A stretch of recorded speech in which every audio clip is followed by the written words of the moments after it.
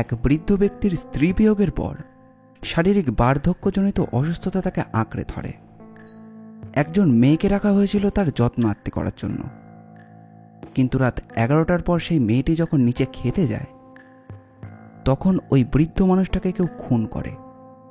ওই বৃদ্ধ মানুষটির ছিল 4 পুত্র এবং 2 কন্যা।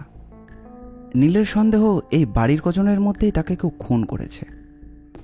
খুনের মোটিভ প্রায় সবারই রয়েছে, কারণ বিভিন্ন কারণে ওই বৃদ্ধের উপর ক্ষুণ্ণ সকলেই ছিল।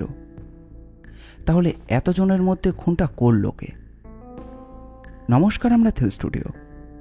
আজকের গল্প নির্ঘাত মৃত্যু। গল্পটি নেওয়া হয়েছে গৌতম রায়ের লেখা ডিটেকটিভ নীলাঞ্জন ব্যানার্জি থেকে। গল্প পাঠে রয়েছে শুভ, শুভম, প্রীতম, রাজ চট্টোপাধ্যায়, দেবস্মিতা, বর্ণালী, সূচনা এবং আমি অপূর্ব। গল্পের পোস্টার ডিজাইন করেছে কৌশিক। গল্পটি প্রাপ্তবয়স্কদের জন্য। গল্পটি মন দিয়ে শুনুন। তবে হ্যাঁ, আমাদের চ্যানেলটিকে সাবস্ক্রাইব না করে থাকলে অবশ্যই করবেন। এইরকম গোয়েন্দা গল্প আর অ্যাডভেঞ্চার গল্প আমরা প্রায়ই নিয়ে আসি। তাহলে আর বেশি দেরি না করে চলুন শুরু করা যাক।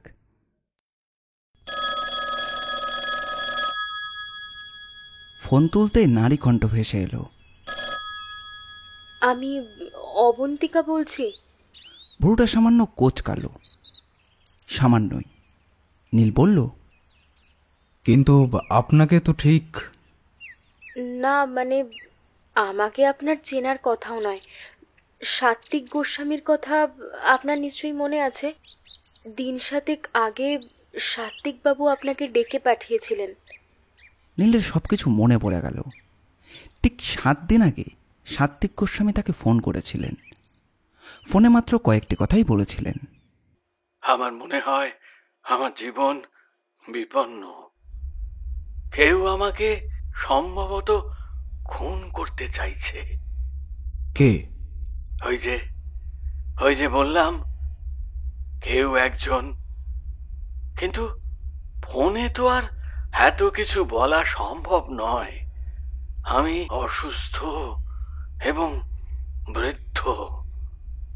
আপনার কাছে গিয়ে সাক্ষাতে সব কিছু বলার মতো অবস্থায় নেই।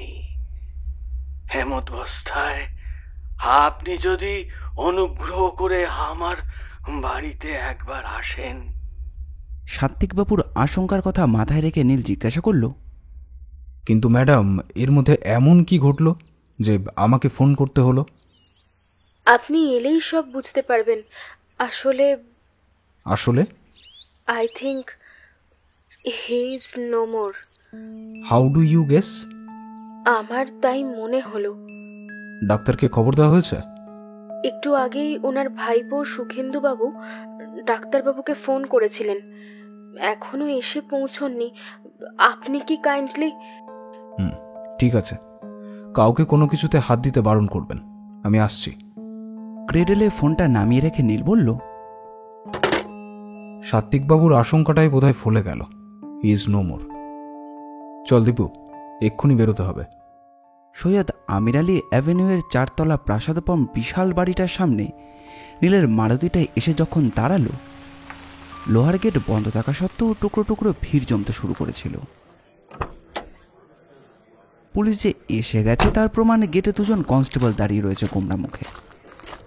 নীল ওর কার্ডটা দেখাতেই কনস্টেবল ভদ্রলোক একবার নীলকে আর একবার দীপুকে দেখে নিয়ে দাঁড়াতে বলল। তারপর তাদের মধ্যে একজন ভেতরে গেল।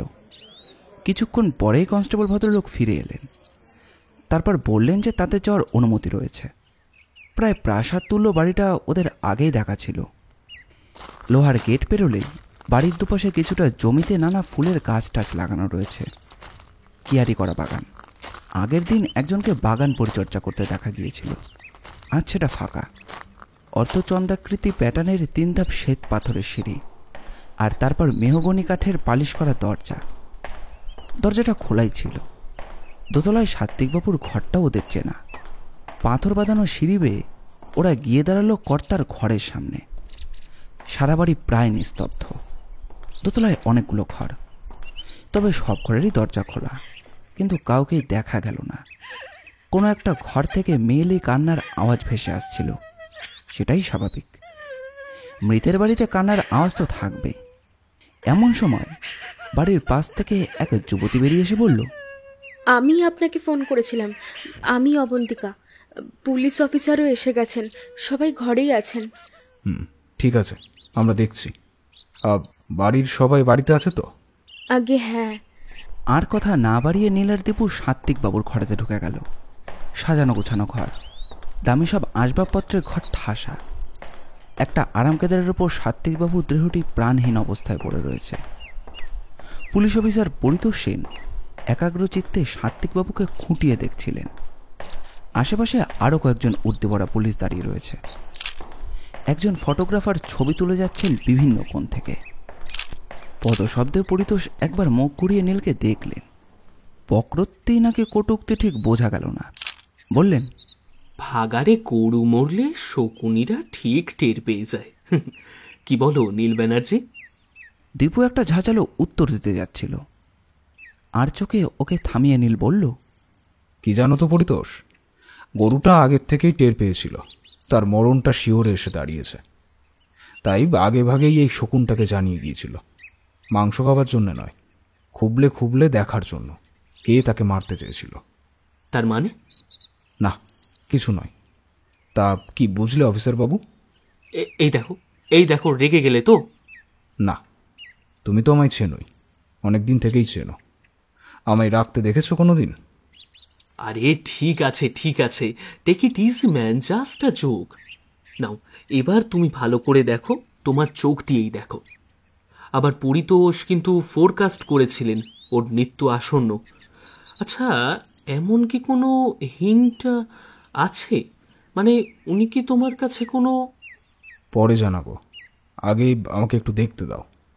সাত্ত্বিকবাবুকে তীক্ষ্ণ দৃষ্টিতে দেখতে দেখতে 7 দিন আগেকার কথাগুলো মনে পড়ে যাচ্ছিল নীলের। মিস্টার ব্যানার্জি, একটা অ্যাজাম্পশনের ওপর বেস করে আপনাকে অত দূর থেকে ডেকে পাঠানোটা বোধহয় ঠিক হলো না। কিন্তু কিন্তু একটা শঙ্কা যে আমার পিছু ছাড়ছে না। ঠিক আছে, আপনি তো ফোনেই আমাকে কিছু আভাস দিয়েছেন। একটা বিপদ আশঙ্কা করেই আপনি আমাকে ডেকেছেন। কোনো দ্বিধা না করেই আমাকে সব কথা খুলে বলুন। আমার এখন প্রায় 70-এর কাছে বয়স। কিছুদিন আগে আমার স্ত্রীর বিয়োগ ঘটেছে। জীবনের প্রতি আর আমার তেমন আগ্রহ নেই। মরে গেলেও আর আমার তেমন কোনো আফসোসের কিছু থাকবে না। অনেক অনেক টাকা জীবনে রোজগার করেছি। এই যে দেখছেন, বাড়ি ঘর আসবাব সব কিছু আমার স্ত্রীর সাজানো। মনোপ্রিয়া চলে যাওয়ার পর সত্যি বলতে কি বাঁচার স্পৃহাটাও আর নেই।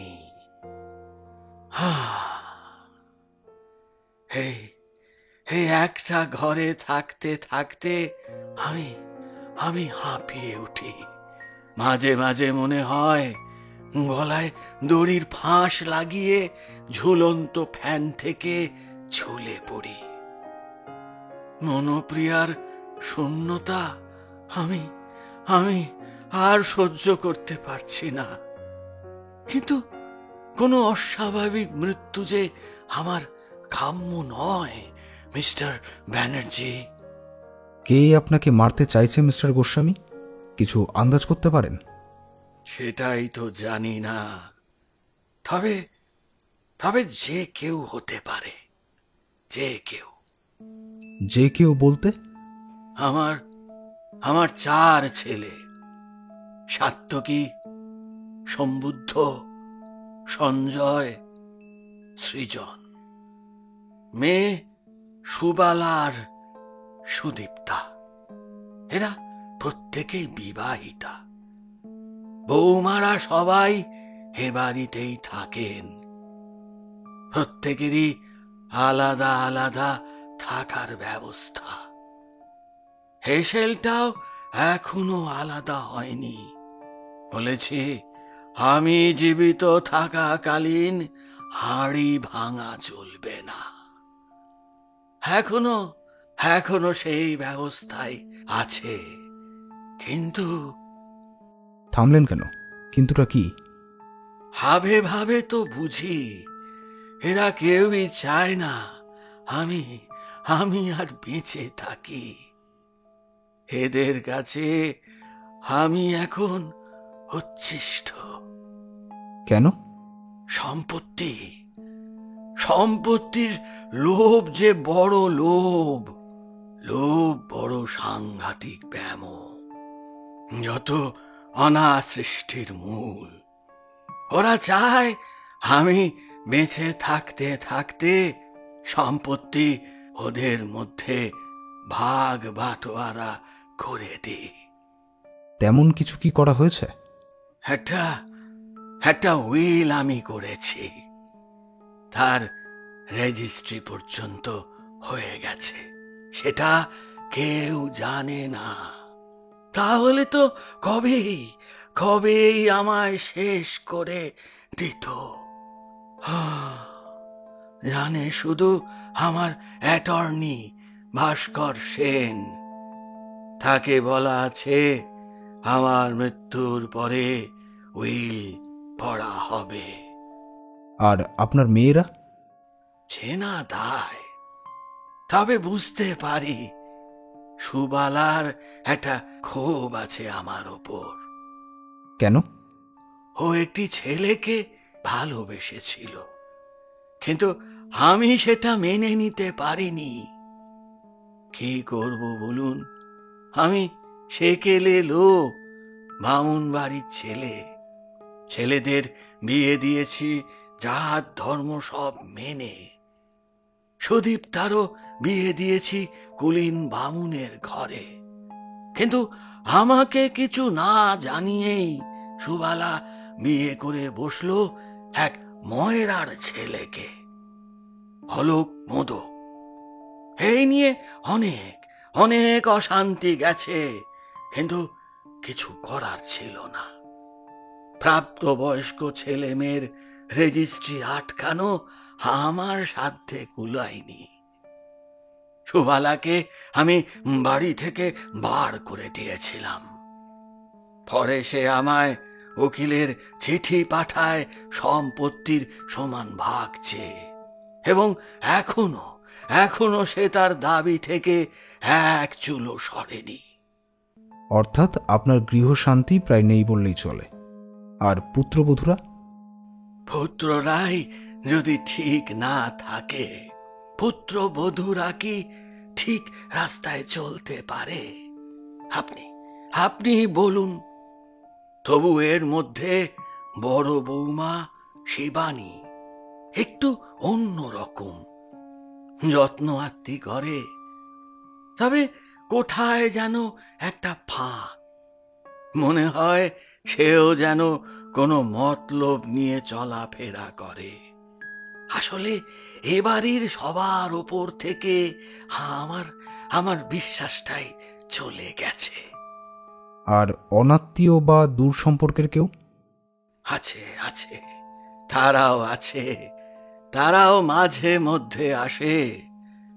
জানি জানি সবাই ফিকির নিয়ে ঘোরে, যেমন আমার ভাইপো সুখেন্দু মুকুটি, সম্পর্কে মাস্তুতো ভাইপো। বলতে বাধ্য হচ্ছি, মহাধড়িবাজ ছেলে। অল্প বয়স থেকেই পেকে ঝুনো নারকেল হয়ে গেছে। তেনার গুণের কোনো ঘাটতি নেই। আরে মশাই, মনোপ্রিয়া চলে যাওয়ার পর আমি যখন চোখে অন্ধকার দেখছি, আশেপাশে লোভী মানুষগুলোকে যখন কোনো মতেই বিশ্বাস করতে পারছি না, বিশাল ফ্রাস্ট্রেশনে ভুগছি। বাপ মা মরা অবন্তিকাকে এনে রেখেছিলাম আমার দেখভাল করার জন্য। হোমা, হতচ্ছাড়া সুখেন্দু তার পেছনে লাগা শুরু করে দিল। অবশ্য অবন্তিকা তাকে পাত্তা দেয় বলে তো মনে হয় না। অবন্তিকা মেয়েটি কেন? ভালো, ভালো, খুব লয়াল। ওর যথেষ্ট পার্সোনালিটি ও আছে বলে তো আমি এখনো টিকে আছি। নইলে নইলে হয়তো কবে। কি নীলবাবু, এত গভীর মনোযোগ দিয়ে কি দেখছো? কি মনে হচ্ছে? নীল এতক্ষণ হারিয়ে গিয়েছিল সাত্ত্বিকবাবুর সঙ্গে তার আলাপের প্রথম দিনে। সেদিন সাত্ত্বিকবাবুকে মৌখিক আশ্বাস দিয়ে এসেছিল, কিন্তু ঘটনাটা যে এত তাড়াতাড়ি ঘটে যাবে সেটাও আন্দাজে ছিল না। মানুষটার মধ্যে একটা জীবন বৃতৃষ্ণা জেগেছিল ঠিকই, কিন্তু বৃদ্ধের উইল এখনও পড়া হয়নি। কেউ জানেও না যে কে কী পাচ্ছে। নীলি প্রথম নজর দিল সাত্ত্বিকবাবুর অর্ধশায়িত অবয়বটির দিকে। মাথার একদিক হেলে রয়েছে, মুখটা অস্বাভাবিকভাবে বিকৃত, ঠোঁট ঠোঁট দুটো ফাঁকা হয়ে আছে, জিভটা সামান্য বেরিয়ে আছে, চোখ দুটো প্রায় খোলা, কোথায় যেন কিসের একটা আকুতি।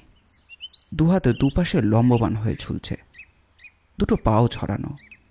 বাড়িতে পড়া চটিটাও পা থেকে খুলে গেছে। সাদা পাঞ্জাবি আর সাদা পাজামা, কিন্তু তখনও ধোপদুরস্ত, অর্থাৎ মৃত্যুটা যেভাবেই আসুক না কেন, একমাত্র মুখের বিকৃতি ছাড়া আর কোথাও কোনো অস্বাভাবিকতা নেই। কি মনে হয়, খুন না অন্য কিছু? জিজ্ঞেস করলেন পরিতোষ। নীলের চোখ ঘুরছিল ঘরের নানান দিকে। পরিতোষের কথায় একটা ছোট্ট উত্তর। কি করে বলি বলো তো? তুমি যেখানে আমিও সেখানেই। অন্য কিছু বলতে তোমার কি মনে হচ্ছে? পরিতোষ জানালো যে মৃত্যুটা তারও স্বাভাবিক মনে হয়েছে। তারপর জিজ্ঞাসা করলো যে মুখটা দেখলে? উত্তরে নীল বলল, হ্যাঁ, আমিও দেখছি। একটা কথা বলা যায়, মৃত্যুর আগে ভদ্রলোক কিছু যন্ত্রণা বা শারীরিক অস্বস্তি ফেস করেছিলেন। মুখটা দেখলে খানিকটা অনুমান করা যায়, বাট হাউ? কোনো পয়জন কি অ্যাপ্লাই করা হয়েছিল? তার মানে তুমি ধরেই নিচ্ছ যে এটা খুন? না, একবারও নয়। কারণ মৃতদেহে কোথাও কোনো জখম হয়নি। আবার খুব স্বাভাবিকও বলতে পারছি না। কোনোভাবে পয়জনও অ্যাপ্লাই করা হতে পারে। আচ্ছা, এটা কোনো আত্মহত্যার ব্যাপার নয় তো? বললাম তো, এটা এই মুহূর্তে বলার সময় আসেনি। শুনলাম ডাক্তারবাবুকে নাকি খবর দেওয়া হয়েছে। উনি কি এসেছেন? আচ্ছা দাঁড়াও, আমি খোঁজ নিচ্ছি। পরিতোষকে যেতে হলো না। একজন বছর 55-56 সৌমদর্শ ব্যক্তি এসে ঘরে ঢুকলেন। গলায় টেথোস্কোপ দেখেই তার আর পরিচয় দিতে হয় না। তিনি এসে চারিদিক দেখে নিয়ে পরিতোষের কাছে গিয়ে বললেন যে তার নাম ডক্টর রঞ্জন নন্দী, সে বডিটা দেখতে চায়। ওহো, শিওর শিওর শিওর, আমরা এখনই আপনার কথাই বলছিলাম। আচ্ছা, আপনি কি বরাবরই একে দেখতেন ডাক্তার নন্দী? তারপর মৃতের বডিটা সামান্য স্পর্শ করে বললেন, রাইগার মর্টিস সেট ইন করে গেছে।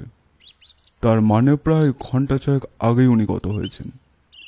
আরামকেদারার পাশে গোল একটা টেবিল রাখা ছিল, সেখানে নানাবিধ ওষুধপত্র ছড়ানো। সেগুলো দেখতে দেখতে নীল জিজ্ঞাসা করল, উনি কি কোনো ভারী অসুখে ভুগতেন ডাক্তার নন্দী? হ্যাঁ, একটা স্নো কিলার ওকে প্রায় কাবু করে ফেলেছিল। হাই সুগার, হাই প্রেশার, ইদানিং কিডনি ট্রাবলও দেখা দিচ্ছিল, চোখও অ্যাফেক্টেড। উনি কি ইনসুলিন নিতেন? হ্যাঁ, আমি প্রেসক্রাইব করি। কিছুতেই পিপিটা 400-র নিচে নামানো যাচ্ছিল না, ফলে ইনসুলিন পুশ করতেই হলো। তা হঠাৎ ইনসুলিনের প্রশ্ন তুললেন কেন? টেবিলের উপর একটা সিরিঞ্জ আছে আর দুটো খালি ইনসুলিনের ভায়াল। ওর ডোজ কত ছিল? প্রথম দিকে 24-12, দিনে 2 বার। সকালে খালি পেটে 24 আর রাতে খাবার আগে 12। কিন্তু নিয়ম করেই তো উনি ইনজেক্ট করতেন। তবে অবন্তিকা বলে একটি মেয়ে ওর দেখভাল করা শুরু করার পর থেকে মেয়েটিই ওকে পুশ করত। ডাক্তারবাবু, আপনি কিন্তু বলে থেমে গিয়েছিলেন, কিন্তুটা কি বলবেন? আমি ডোজটা কমিয়ে দিয়েছিলাম। 24-12 চলতে চলতে ওর 70-এর নিচে সুগার ফল ডাউন করে, আর এটা প্রায়ই হতো। সুগার ফ্ল্যাকচুয়েট করাটা খুবই খারাপ, যার জন্য বলেছিলাম যে ইঞ্জেকশন নেওয়ার পর হাতের কাছে মিষ্টি জাতীয় কিছু রেখে দেবেন। সুগার হাই হয়ে গেলে সেটা নামানোর রাস্তা আছে, কিন্তু হাইপোগ্লিসিমিয়া হলেই তখন প্রাণ সংশয় পর্যন্তও হতে পারে। তেমন কিছু হয়েছে বলে কি আপনার কোনো সংশয় আছে? যদিও এই মুহূর্তে ডেফিনিট হয়ে কিছু বলতে পারছি না, তবে মুখের অঙ্গভঙ্গির প্রকৃতি দেখে মনে করা যেতে পারে উনি কোনোভাবে হাইপোগ্লিসিমিয়ার শিকার হয়েছিলেন। টেবিলের ওপর দুটো ইনসুলিন ভায়াল দেখছি। হতে পারে একটা কম ডোজ থাকায় উনি হয়তো দুটো ইউজ করেছিলেন। এ ব্যাপারে অবন্তিকাই আপনাদের সঠিক খবরটা দিতে পারবে। অবশ্য পোস্টমর্টমের সব কিছুই জানা যাবে, কিন্তু এই মুহূর্তে আমি ডেথ সার্টিফিকেট দিতে পারছি না, কারণ এই মৃত্যুর ব্যাপারে আমি ডেফিনিট কনক্লুশনে আসতে পারছি না। তার মানে আপনি বলছেন মৃত্যুটা স্বাভাবিক বলে মনে হচ্ছে না? মুখ চোখের সিমটম দেখে মনে হচ্ছে সুগার ফল করতেই পারে, কিন্তু হঠাৎ এতটা সুগার ডাউন হয়ে যাওয়া আমার একটা উদ্বেগের কারণ। এমনটা যে হয় না সেটা বলছি না, কিন্তু আপনারা বরং বডিটা পোস্টমর্টমে পাঠানোর ব্যবস্থা করুন। এর মধ্যেই কখন যেন অবন্তিকা নিঃশব্দে এসে পেছনে দাঁড়িয়েছিল। ও বলল, সুগার পেশেন্টদের তো এরকম হঠাৎ সুগার ফল করতেই পারে, তার জন্যে জেঠুর দেহটা কাঁটাছেঁড়া করতে পাঠাবেন? তিনজনেই অবন্তিকার দিকে ঘুরে তাকালো। চশমার উপর দিয়ে অবন্তিকার দিকে তাকিয়ে ডাক্তার নন্দী বললেন, তুমি কি ডাক্তার? না, তবে আমার বাবার ক্ষেত্রেও এরকমই হয়েছিল। উনিও তো সুগার পেশেন্ট ছিলেন, দিব্যি সুস্থ মানুষ বসেছিলেন, হঠাৎ শরীর কাঁপতে কাঁপতে মাটিতে শুয়ে পড়লেন, মুখটুক বেঁকে গিয়ে একসময় নিস্তেজ হয়ে পড়ে গেলেন। তখন ডাক্তারবাবু বলেছিলেন হাইপোগ্লিসেমিয়া। সেটা মনে আছে বলেই বললাম। তা হতে পারে, সেখানে ডাক্তারবাবু হয়তো সেটাই বুঝিয়েছিলেন, কিন্তু আমার ডাউটটা থেকেই যাচ্ছে। আচ্ছা, ওকে তুমি ইনসুলিন পুশ করতে না? আমি দিন কতক দিয়েছিলাম, ইদানিং উনি নিজেই নিতেন। আচ্ছা মিস অবন্তিকা। আমাকে শুধু অবন্তিকা বলেই ডাকবেন। বেশ। আচ্ছা, তুমি তো সাত্ত্বিকবাবুর ব্যক্তিগত সবকিছুই দেখভাল করতে। হ্যাঁ। এই ঘরে কি অন্য কেউ আসতো? দাদারা বড় একটা আসেন না, আর জেঠুর তেমন পছন্দও হতো না, তবে সুখেন্দুদা মাঝে মাঝে আসেন। সুখেন্দুকে? জেঠুর সম্পর্কে ভাইপো হন। হ্যাঁ, তাই বোধহয় শুনেছিলাম। কাল রাতেও কি উনি এসেছিলেন? আগে না। তা তুমি তো কিছু পড়াশোনা করেছো। এইচএস পাশ করার পর আর আমি পড়তে পারিনি। অবশ্য দাদু আমাকে বলেছিলেন আবার লেখাপড়া শুরু করতে, কিন্তু এখন কি আর নতুন করে পড়াশোনা আরম্ভ করা যায়? ডোন্ট মাইন্ড, তোমার বয়স এখন কি রকম? আগে 26-27 তো হবেই। গুড। এই যে ইনসুলিন ভায়াল দুটো এখানে পড়ে আছে, এগুলো ফেলা হয় না? কেন হবে না? শেষ হয়ে গেলে আমি নিজেই ফেলে দিই। তাহলে দুটো খালি শিশি পড়ে আছে কেন? মুখে সামান্য বিস্ময়ের ভাব ফুটে উঠল অবন্তিকার। ও বলল, সে কি, এরকম তো হওয়ার কথা নয়। দেখি, এটা তো পরশু রাতেই প্রায় শেষ হয়ে গিয়েছিল, আর এটা তো কাল সকালে আমি ফ্রিজ থেকেই বার করে দিয়েছিলাম। একদিনে তো ভায়াল শেষ হতে কদিন লাগতো? 7-8 দিন। নীল আর চোখে একবার পরিতোষের দিকে তাকালো, তারপর ডাক্তারের দিকে তাকিয়ে বলল, ডাক্তার নন্দীপ, কেউ যদি একদিনে বা একেবারে পুরো লিকুইডটা পুশ করিয়ে দেয় তাহলে কি হতে পারে? এটা তো কমন সেন্স। হাইপোগ্লিসিমিয়া অবধারিত। আপনার কি মনে হয়, তেমন কি কিছু ঘটেছে? নিজের কানেই তো শুনলেন, গতকাল এই মেয়েটি একটা নতুন শিশি বার করে দিয়েছিল, অথচ আজ সেটা খালি।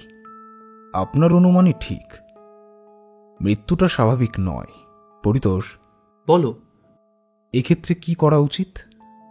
বুঝেছি, বডি পোস্টমর্টম করতে হবে। আচ্ছা, আমি সব ব্যবস্থা করছি। পরিতোষ বেরিয়ে যাওয়ার পর ফটোগ্রাফারও বেরিয়ে গেল। ডাক্তারও উঠে পড়লেন। আস্তে আস্তে নীলের কাছে এসে বললেন, আপনার পরিচয়টা তো ঠিক জানতে পারলাম না। নীল ওর কার্ডটা দেখাতেই ডাক্তার বললেন, ভেরি গুড, আপনি ইনভেস্টিগেট করুন। I think that there is something wrong behind this death. হ্যাঁ, এইরকমই একটা আশঙ্কা নিয়েই উনি আমাকে ডেকে পাঠিয়েছিলেন। ন্যাচারালি কেসটা আমাকেই নেড়েচেড়ে দেখতে হবে। আচ্ছা ডাক্তার, আপনি তো প্রায় 10 বছর ওর ট্রিটমেন্ট করছেন। আগে হ্যাঁ, উনি ওর কোনো আশঙ্কার কথা আপনাকে জানাননি কখনো? আমার ডেথ সার্টিফিকেট না দেওয়ার অন্যতম কারণ এটাই। গত সপ্তাহে আমি তাকে লাস্ট চেক আপ করতে আসি। ওর স্ত্রীর মৃত্যুর জন্য উনি খুবই আপসেট হয়ে পড়েছিলেন। ম্যাক্সিমাম সময় বিষাদে ভুগতেন। একটা কথা প্রায় তিনি বলতেন, ওর আর বাঁচার ইচ্ছে করে না। বলতেন, দেখবে কোনোদিন আমি আর নেই। সেটা কি ওর অবসাদ থেকে? অবসাদ তো ছিলই, উনি আরও বীতশ্রদ্ধ হয়ে পড়েছিলেন ওর আশেপাশের মানুষগুলোর জন্য। আসলে কি জানেন, অনেক অর্থ থাকাটাও একটা অনর্থ। আপনার কি মনে হয় এটা হোমিসাইড অর সুইসাইড? ডেফিনিট হয়ে বলা খুবই মুশকিল। প্রবাবিলিটির দিক থেকে ভাবতে গেলে দুটোর কোনোটাকে কিন্তু নেগলেক্ট করা যায় না। তবে হ্যাঁ বলুন। ইনসুলিনের পুরো শীষ যদি কাউকে ইনজেক্ট করতেই হয়, it will be a risky shot. জ্ঞানত কোনো পেশেন্টকে ইনজেক্ট করা সম্ভব নয়। তাছাড়া যে পেশেন্ট, সে কিন্তু ইনসুলিনে অভ্যস্ত। অর্থাৎ তাকে কোনোভাবেই জ্ঞানত করে অথবা কর্ডোজের ঘুমের ওষুধ খাইয়ে নিস্তেজ করে তবেই অতটা মেডিসিন পুশ করা সম্ভব, কিন্তু তেমনটা তো নেই। তার অর্থ আপনি বলছেন এটা সুইসাইড কেস হলেও হতে পারে? হতে পারে, যদি পেশেন্ট সারাদিনে বারে বারে পুরো ভায়ালটা নিজের দেহে পুশ করে। আপনারা কি কোনো সুইসাইড নোট পেয়েছেন? না, সেভাবে এখনো কিছু উদ্ধার করা হয়নি। ঠিক আছে ডাক্তারবাবু, আপনার কথা আমি মনে রাখব। আচ্ছা, বেস্ট অফ লাক। বলে ধীরে ধীরে ডাক্তার নন্দী চলে গেলেন। ঘরে তখন নীল, দীপু আর অবন্তিকা। অবন্তিকা দাঁড়িয়েছিল সাত্বিক গোস্বামীর আরামকেদারার ব্যাক রেস্ট ধরে। তার মুখ থমথমে। নীল ধীরে ধীরে গিয়ে দাঁড়ালো তার পাশে। অবন্তিকা একবার মুখ তুলে নীলকে দেখে মাথাটা নিচু করে দাঁড়িয়ে রইল। নীল জিজ্ঞাসা করল, আচ্ছা তোমার কি মনে হয় অবন্তিকা, ডাক্তার নন্দী যেটা বলে গেলেন সেটা হতে পারে? অবন্তিকা নিরুত্তর। নীল ফের বলল, আমি তো তোমায় কিছু জিজ্ঞাসা করছি অবন্তিকা। আমি ঠিক বুঝতে পারছি না। তোমারই তো বোঝবার কথা, তুমিই তো দিনরাত ওর কাছে কাছেই থাকতে। হ্যাঁ। কদিন হলো তুমি এই বাড়িতে এসেছ? 1 বছর হবে। এর আগে কোথায় থাকতে? আগে মসজিদ বাড়ি স্ট্রিটে। বাবা হঠাৎ মারা যাবার পর থেকে আমি খুব একা হয়ে যাই। তারপর কাকাবাবুই এখানে নিয়ে আসেন। সাত্বিকবাবু তোমাকে চিনতেন নাকি? না না, বাবাকে চিনতেন। বাবার মৃত্যুর খবর পেয়েই। তো তোমার কি মনে হতো উনি অবসাদে ভুগছিলেন? হ্যাঁ, আসলে জীবনের ওপর ওরা একটা বিতৃষ্ণা এসে গিয়েছিল। মাঝে মাঝে কেমন একটা গুম মেরে বসে থাকতেন। আবার কখনো দেখেছি নিজের মনেই কী সব বিড়বিড় করছেন। আমি চেষ্টা করতাম ওকে স্বাভাবিক করার। কখনো ওকে গান গেয়েও শোনাতাম, কখনো আবার রবীন্দ্রনাথের কবিতাও শোনাতাম। টিভিতে একটা সিরিয়াল দেখতে ভালোবাসতেন, সেটাও আমি ঠিক সময় চালিয়ে দিতাম। টিভি তো চলতো, কিন্তু উনি বোধহয় দেখতেন না। আসলে উনি মনে প্রাণে ভীষণ একা হয়ে গিয়েছিলেন। কেউ একজন ওকে মারতে চায়, সেই ব্যাপারে তোমার সঙ্গে কোনো কথা হতো না? হ্যাঁ বলতেন, তাও বলতেন।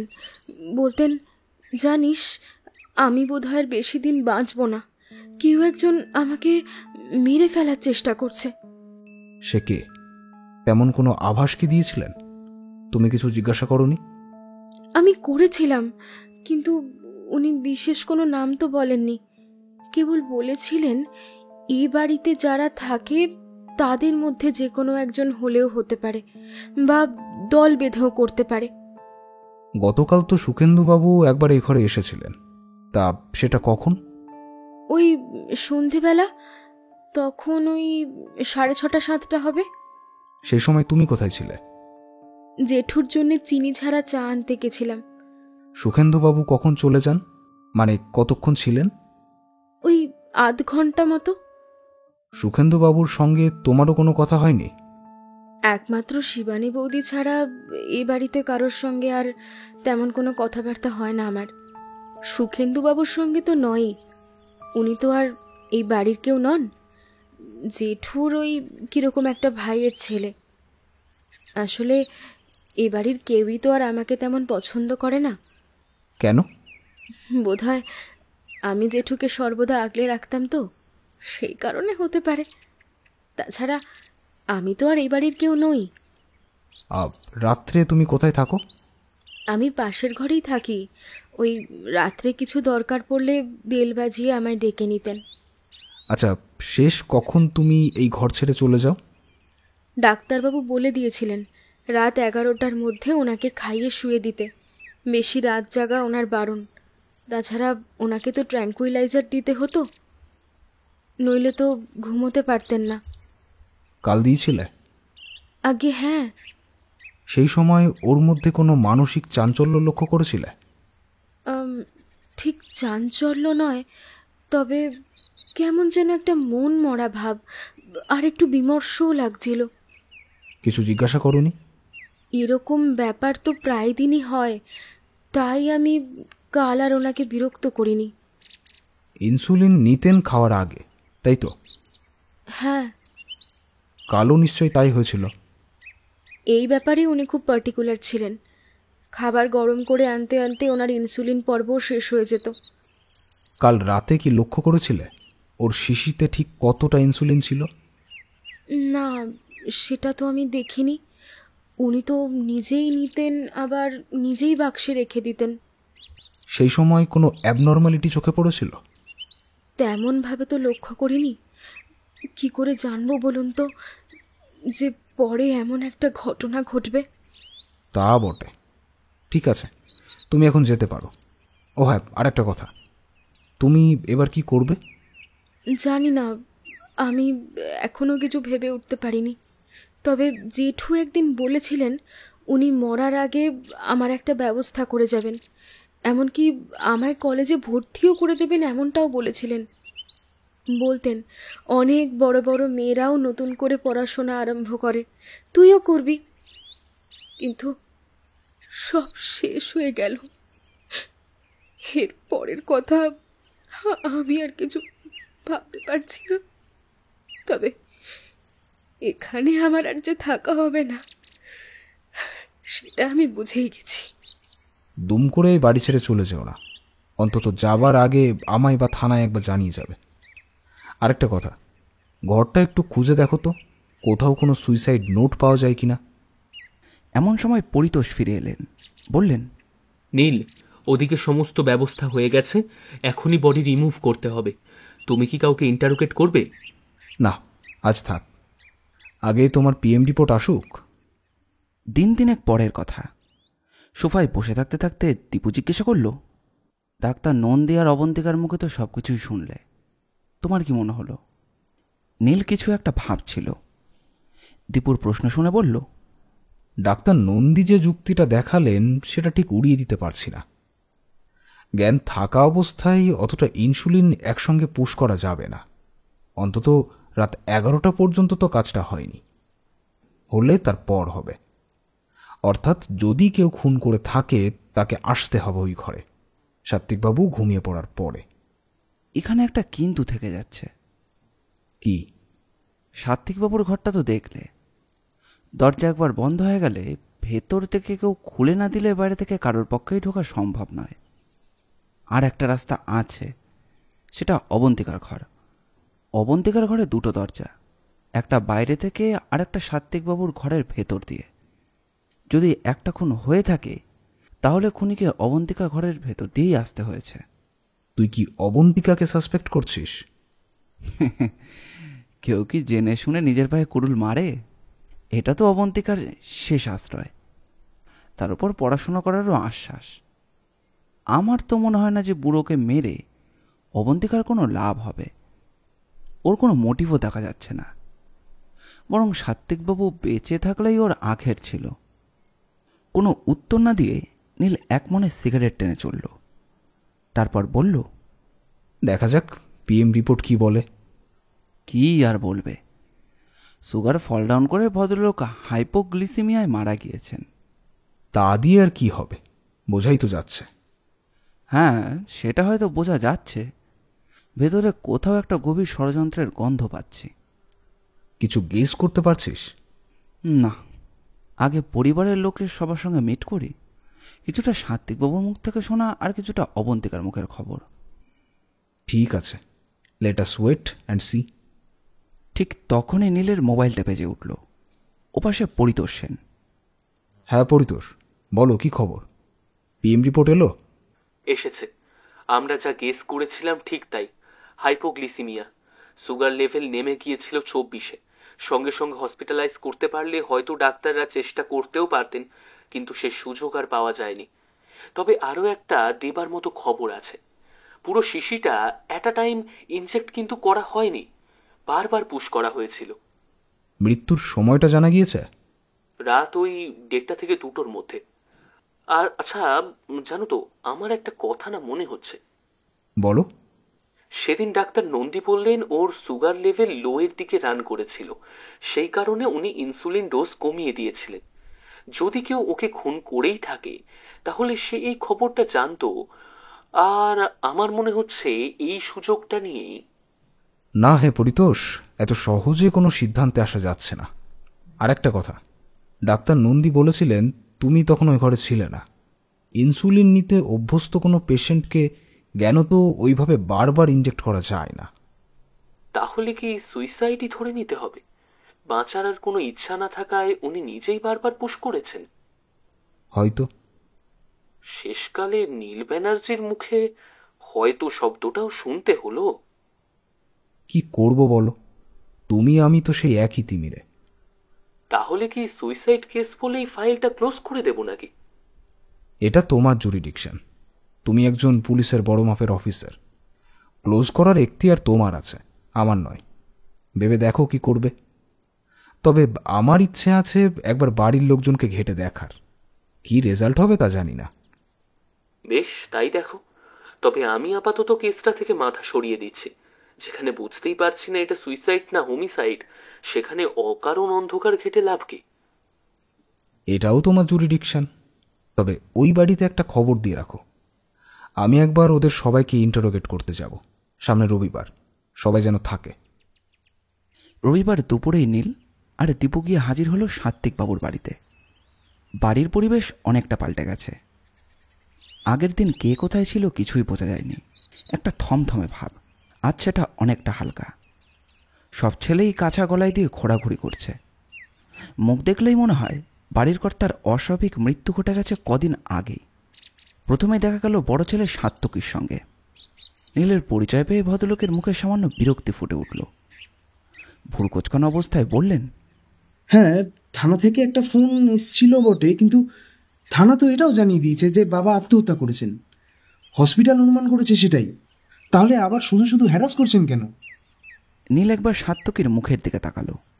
কয়েকদিনের না কামানো দাড়ি, একটু নধরকরণ, বয়সটা 30-35-এর মধ্যে। পরনে একটা সাদা ধুতি আর উত্তরীয়। গোলগাল নধর মুখে কোথাও কোনো শোকের ছায়া পর্যন্তও নেই।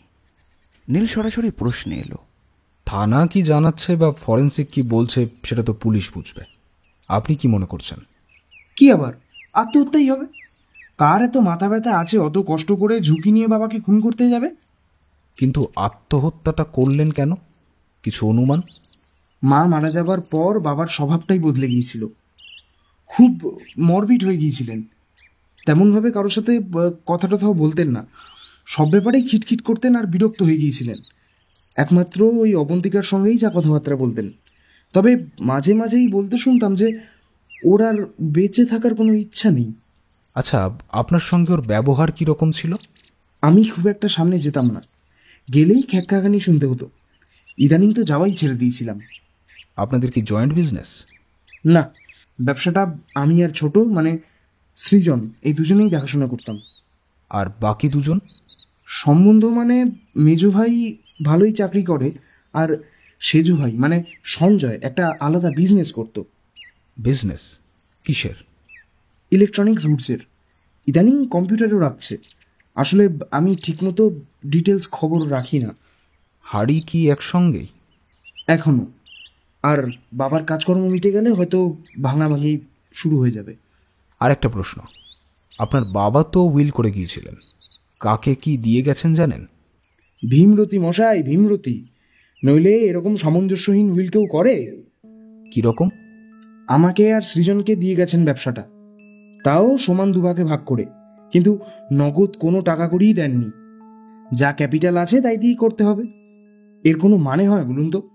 ব্যবসায় উত্থান পতন তো আছেই, সময় সময় টাকার টান পড়তেই পারে, অথচ ব্যাংকেও লক্ষ লক্ষ টাকা পড়ছে। আর মেজো বা সেজোকে?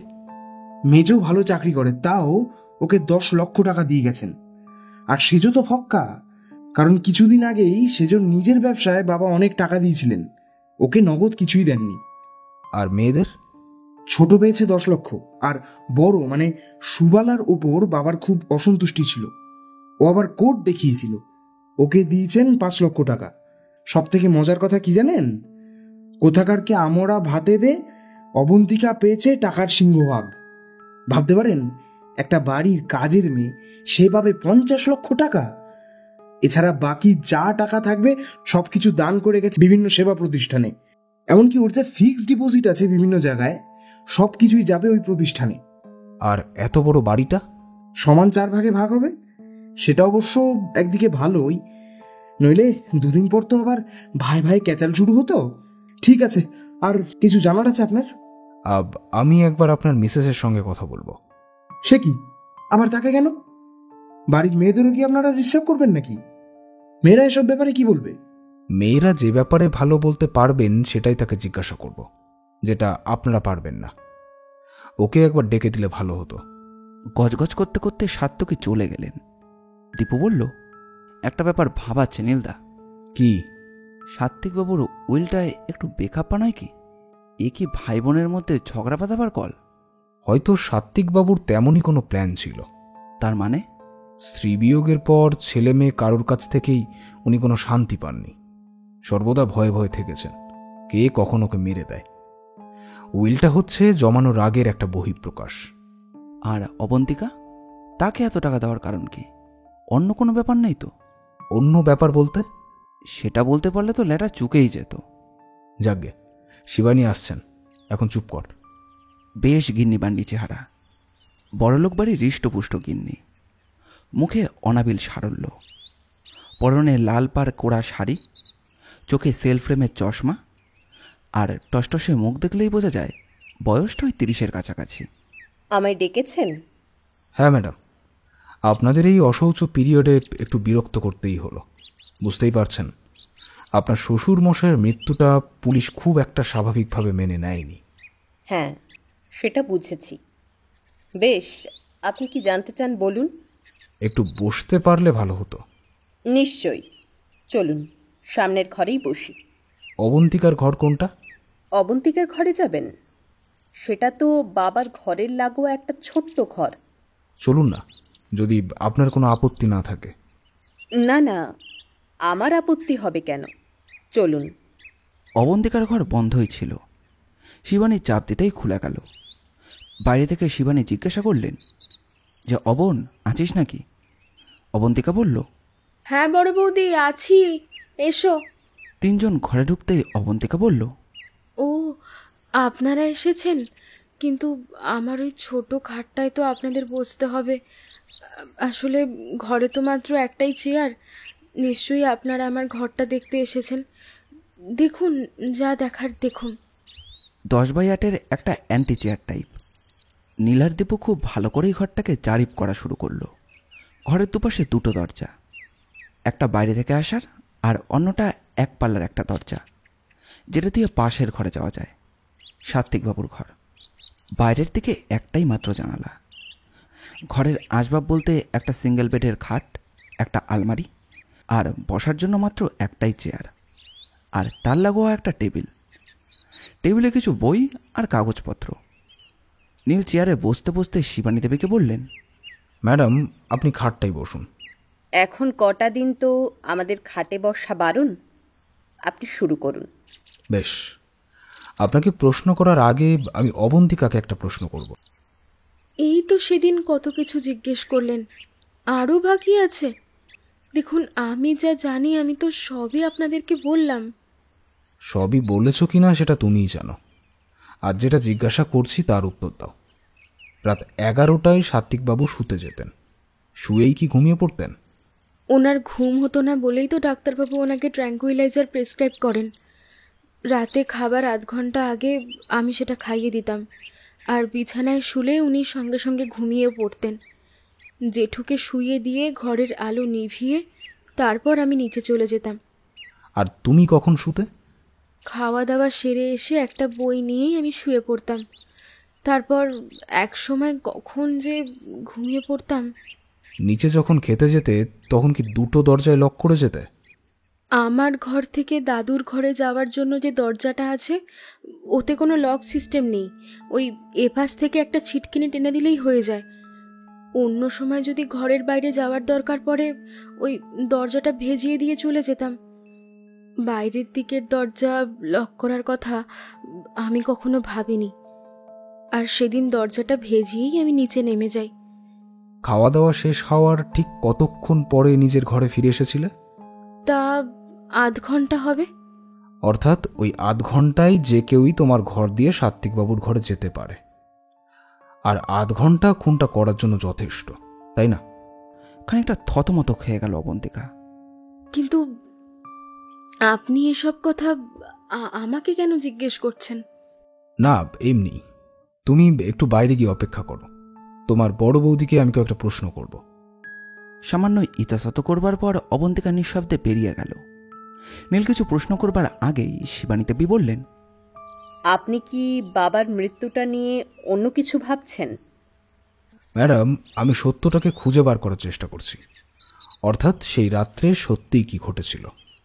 আপনি কি অবন্তিকাকে কোনো রকম সন্দেহ করছেন? ও কিন্তু খুবই ইনোসেন্ট মেয়ে। তাছাড়া বাবার মৃত্যুর মানে ওর পায়ের নিচের মাটি সরে যাওয়া।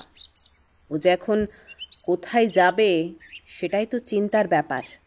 কেন? আপনারা কি আর ওকে রাখবেন না? হয়তো। এত বড় পৃথিবীতে মেয়েটা বড় একা, সেটা এবাড়ির কেউ বোঝে না, বুঝতেও চায় না। তার ওপর বাবার উইল শোনার পর থেকে ওকে কত তাড়াতাড়ি এ বাড়ি থেকে তাড়ানো যায় সেটাই সবাই ভাবছে। সবাই বলতে? আমার স্বামী থেকে শুরু করে ঠাকুরপোরা, তাদের বউরা, এমনকি আমার 2 ননদ, কেউই তো ওকে সহ্যই করতে পারছে না। সেটাই তো ম্যাডাম, নিকট আত্মীয়দের ছেড়ে দিয়ে বাইরের একটা মেয়েকে 50 লক্ষ টাকা দেওয়া, এটা কজন মানুষ পারে বলুন তো? আপনার কোনো ঈর্ষা হচ্ছে না? একেবারে যে হচ্ছে না সেটাই বা বলি কি করে। তবে সান্ত্বনা একটাই, একটা প্রায় অনাথ মেয়ে টাকাটা পেয়ে যদি জীবনে দাঁড়াতে পারে তার চেয়ে ভালো আর কী বা হতে পারে। আমার এখন মনে হচ্ছে আমার শ্বশুরমশাই ঠিকই করেছেন। মন থেকে বলছেন? হ্যাঁ, তাই। ওই 50 লাখ টাকা যদি উনি সবার মধ্যে ভাগ করে দিতেন, এক একজনের ভাগে কতই বা পড়ত। যা উড়নচণ্ডী ফ্যামিলি, টাকাটা কাপ্তেনি করে উড়িয়ে দিত। এটাই ভালো হয়েছে। কোনো আফসোস নেই? না। আর একটা কথা, ওকে কি কেউ খুন করতে পারে? খুন? এ কথা কেন বলছেন? থানা থেকে তো স্পষ্টই বলে দিয়েছে উনি আত্মহত্যা করেছেন। আপনারও কি তাই মনে হয়? আমি কি আপনাদের মতো পুলিশের লোক? না, এ ব্যাপারে আমার কোনো ধারণাই নেই। তবে অবন্তিকার জন্য আমার একটু চিন্তা হচ্ছে। কীরকম? এবাড়ির লোকগুলো সবাই খুবই লোভী। টাকার লোভে ওকেই না আবার কেউ খুন করতে পারে? কি জানি। মানুষই হচ্ছে মানুষের বড় শত্রু। অত্যন্ত দামি কথাই বলেছেন। ঠিক আছে, আপনাকে আর বিরক্ত করব না। আচ্ছা, সুকেন্দু বাবু কি এখন বাড়িতে আছেন? সুখেন্দুর নামটা শুনে শিবানী দেবীর মুখে সামান্য বিরক্তি খেলা গেল। নীলের কিন্তু চোখ এড়ালো না। বিরক্তি সরিয়ে শিবানী বললেন, সুখেন্দু সম্পর্কে আমার এক দেওরের বখে যাওয়া ছেলে। ছেলেটা ভালো নয়। বলে শিবানী থেমে গেলেন। ব্যাপারটা আঁচ করে নিয়ে নীল বলল, উনি যদি থাকেন তাহলে একটু ডেকে দিন। শিবানী চলে যাওয়ার পর দীপু বলল, মায়েরই টিপিক্যাল গৃহস্থ বউ। No comments please. ওকে বাবা। একটু পরে ঘরে এসে ঢুকলো সুখেন্দু মুকুটি। রোগা ছিপছিপে চেহারা, রংটা ফর্সাই, গায়ে একটা কালো রঙের টি শার্ট, সাদা প্যান্ট, কিন্তু অত্যাধিক সিগারেট খাওয়ার জন্য ঠোঁট দুটো প্রায় বাদামি রং পেয়ে গেছে। চোখের দৃষ্টি ছুঁচালো আর মুখে বিরক্তি। নীলের প্রথম প্রশ্ন, আপনার কোনো অশৌচ নেই? অশৌচ? ভোগাস। বোগাস মানে? ভোগাস মানে ভোগাস। ওসব পরকাল, শাস্তি, ওসবে আমার কোনো বিশ্বাস নেই। তাছাড়া আমার আবার কিসের অশৌচ? সাত্বিকবাবু তো আপনার সম্পর্কে জ্যাঠামশাই হন। দৌড় মশাই, পাড়ায় বেরোলে ওরকম জ্যাঠা খুঁড়ো অনেক পাওয়া যায়। তাছাড়া সারা বছরই তো অশৌচ পালন করতে হবে। বুড়োদের সম্পর্কে আমার বাবার কীরকম যেন দুটো দাদা, লতায় পাতায়, নো ব্লাড রিলেশন। তাই যদি হবে তাহলে ওই বুড়ো মানুষটার পেছনে দিনরাত টাকার জন্য ঘুরঘুর করতেন কেন? এই কোন শালা বলেছে যে আমি দিনরাত টাকার জন্য ঘুরঘুর করতাম? সাত্বিকবাবু নিজেই সেই কথা বলে গেছেন। এমনকি আপনি থ্রেট পর্যন্ত করেছিলেন। কথাটা মিথ্যে নাকি? হ্যাঁ, থ্রেট করেছিলাম, বেশ করেছি। কেন করব না? ওই বুড়ো হচ্ছে এক নাম্বারের শয়তান। একদিন খেতে পেত না। আমার বাবা না থাকলে এইসব টাকা, বাড়ি, ঘরদোর, ফুটুনি সব বেরিয়ে যেত। ব্যবসা করার জন্য আমার বাবার কাছ থেকে টাকা নিয়েছিল। আমার বাবা ছিলেন একজন ওই সাধারণ অফিসের চাকুরে। ওই বুড়োর জন্য প্রভিডেন্ট ফান্ড থেকে লোন তুলে টাকা ঝুঁকিয়েছিলেন, কিন্তু সেই টাকা আর উবুর হস্ত করেননি। আমি আসি বা আসতাম সেই টাকা ফেরত নেওয়ার জন্য, ভিক্ষে করতে নয়। থ্রেট করার কথা শুনিয়েছে, আর এই কথাটা শোনায়নি। শালা হারামজাদা বুড়ো, যদি সুইসাইড না করতো একদিন দিতাম গলা টিপে। আমার বাবাটা হচ্ছে একটা নিরেট পাঁঠা টাইপ। সাত্বিকবাবুর কাছ থেকে মুখ ফুটে একটা টাকা পর্যন্ত চাইতে পারেনি।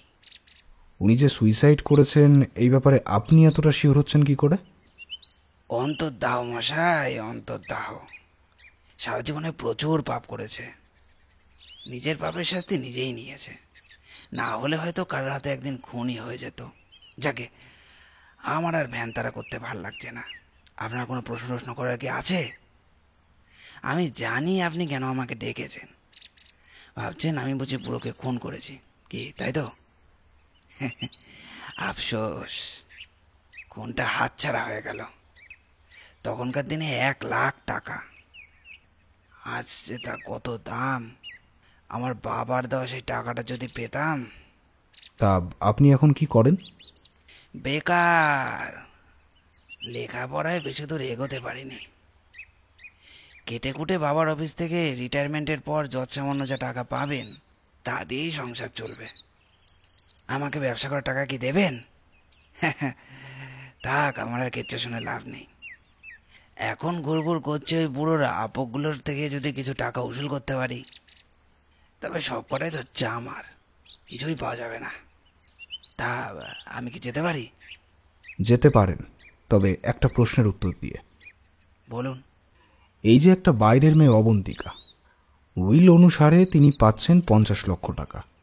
আপনার কোনো রাগ হচ্ছে না ওর উপর? না, ওই শাকচুন্নি বুড়োকে পটিয়ে পাটিয়ে কেউ যদি তার আঁখের গুছিয়ে নিতে পারে সেটা তার ক্রেডিট। না, ওর উপর আমার কোনো রাগ নেই। তবে আফসোস একটা থেকেই যাচ্ছে। একেই বলে নেপোয়ে মারে দই। ঠিক আছে, আপনি আসুন। ওর মেজো ছেলেকে একবার পাঠিয়ে দিন। সুখেন্দু বেরিয়ে যাওয়ার পর একে একে সবাই এলো। কোনো নতুন কথা কারোর কাছ থেকে কিন্তু জানতে পারা গেল না। প্রত্যেকেই সাত্বিকবাবুর ওপর কিছু না কিছু কারণে অভিযোগ রয়েছে। বুড়োর মৃত্যুতে কারোর মধ্যে তেমন কোনো অনুতাপের চিহ্ন নেই।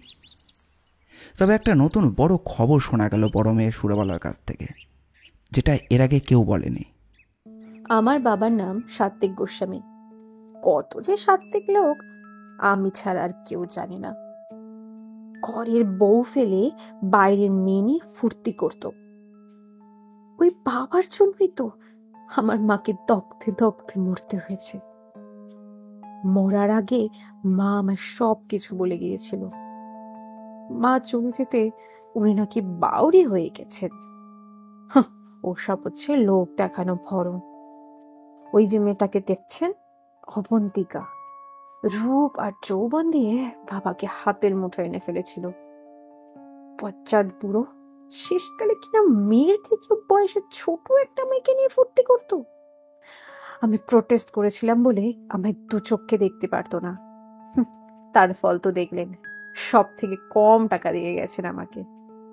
তবে আমিও দেখে নেব, উইলমিল সব নর্দমে ফেলে দিয়ে আসবো। আমার স্বামীও লয়ার। এখানকার নিয়মে সম্পত্তির অধিকার ছেলে মেয়েদের সমান সমান। ঠিকই বলেছেন, তবে কিনা যার টাকা তিনি ইচ্ছে মতো যাকে খুশি দিতে পারেন। তাছাড়া উইলটা তো রেজিস্ট্রি করা হয়ে গেছে, আদালতে ছাপ্পাও পড়ে গেছে। আর কোনো আইন দিয়ে কি সেটা চেঞ্জ করা যাবে? অবশ্য এই ব্যাপারে আমার আইডিয়া খুবই কম। প্রায় বাঘিনীর মতো চিৎকার করে সুবালা। আমার নাম সুবলা মোদক। ভালোবেসে আমি অলোককে বিয়ে করেছিলাম। আমি যেমন ভালোবাসতে পারি, প্রয়োজনে ততটাই খারাপ হতে পারি। দেখি না কোন আইন দিয়ে কে আমাকে ন্যায্য পাওনা থেকে বঞ্চিত করতে পারে। আর ওই মেয়ে কি করে 50 লাখ টাকা নিয়ে কেটে পড়ে সেটাও আমি দেখে নেব। শরীরটা ঝাঁকুনি দিয়ে দক্কা হাওয়ার মতো ঘর থেকে বেরিয়ে গেলেন সুবালা মোদক। দীপু বলল, এই মেয়ের নাম সুবালা? লাজবাব। বিকাশ তালুকদার এসে হাজির। নীলের বাড়িতে ওর অবাধ যাতায়াত, সুযোগ পেলেই আসেন। ওর বরাবরের অভ্যেসটা আজও একবার ঝালিয়ে নিলেন। এসেই প্রথমে সোফা দখল করলেন, তারপর মাথা থেকে টুপিটা খুলে আহ করে একটা আওয়াজ করলেন, আর তারপর দীপুর দিকে তাকিয়ে বলবেন, চালাও। আজও তার ব্যতিক্রম হলো না। চোখটা একবার আট চোখে বিকাশবাবুর দিকে তাকিয়ে দীপু বেরিয়ে গেল। বেশ গুছিয়ে বসে বিকাশ বললেন, শুনলাম আপনি এবার একটা বেশ জটিল কেসে আটকে গেছেন।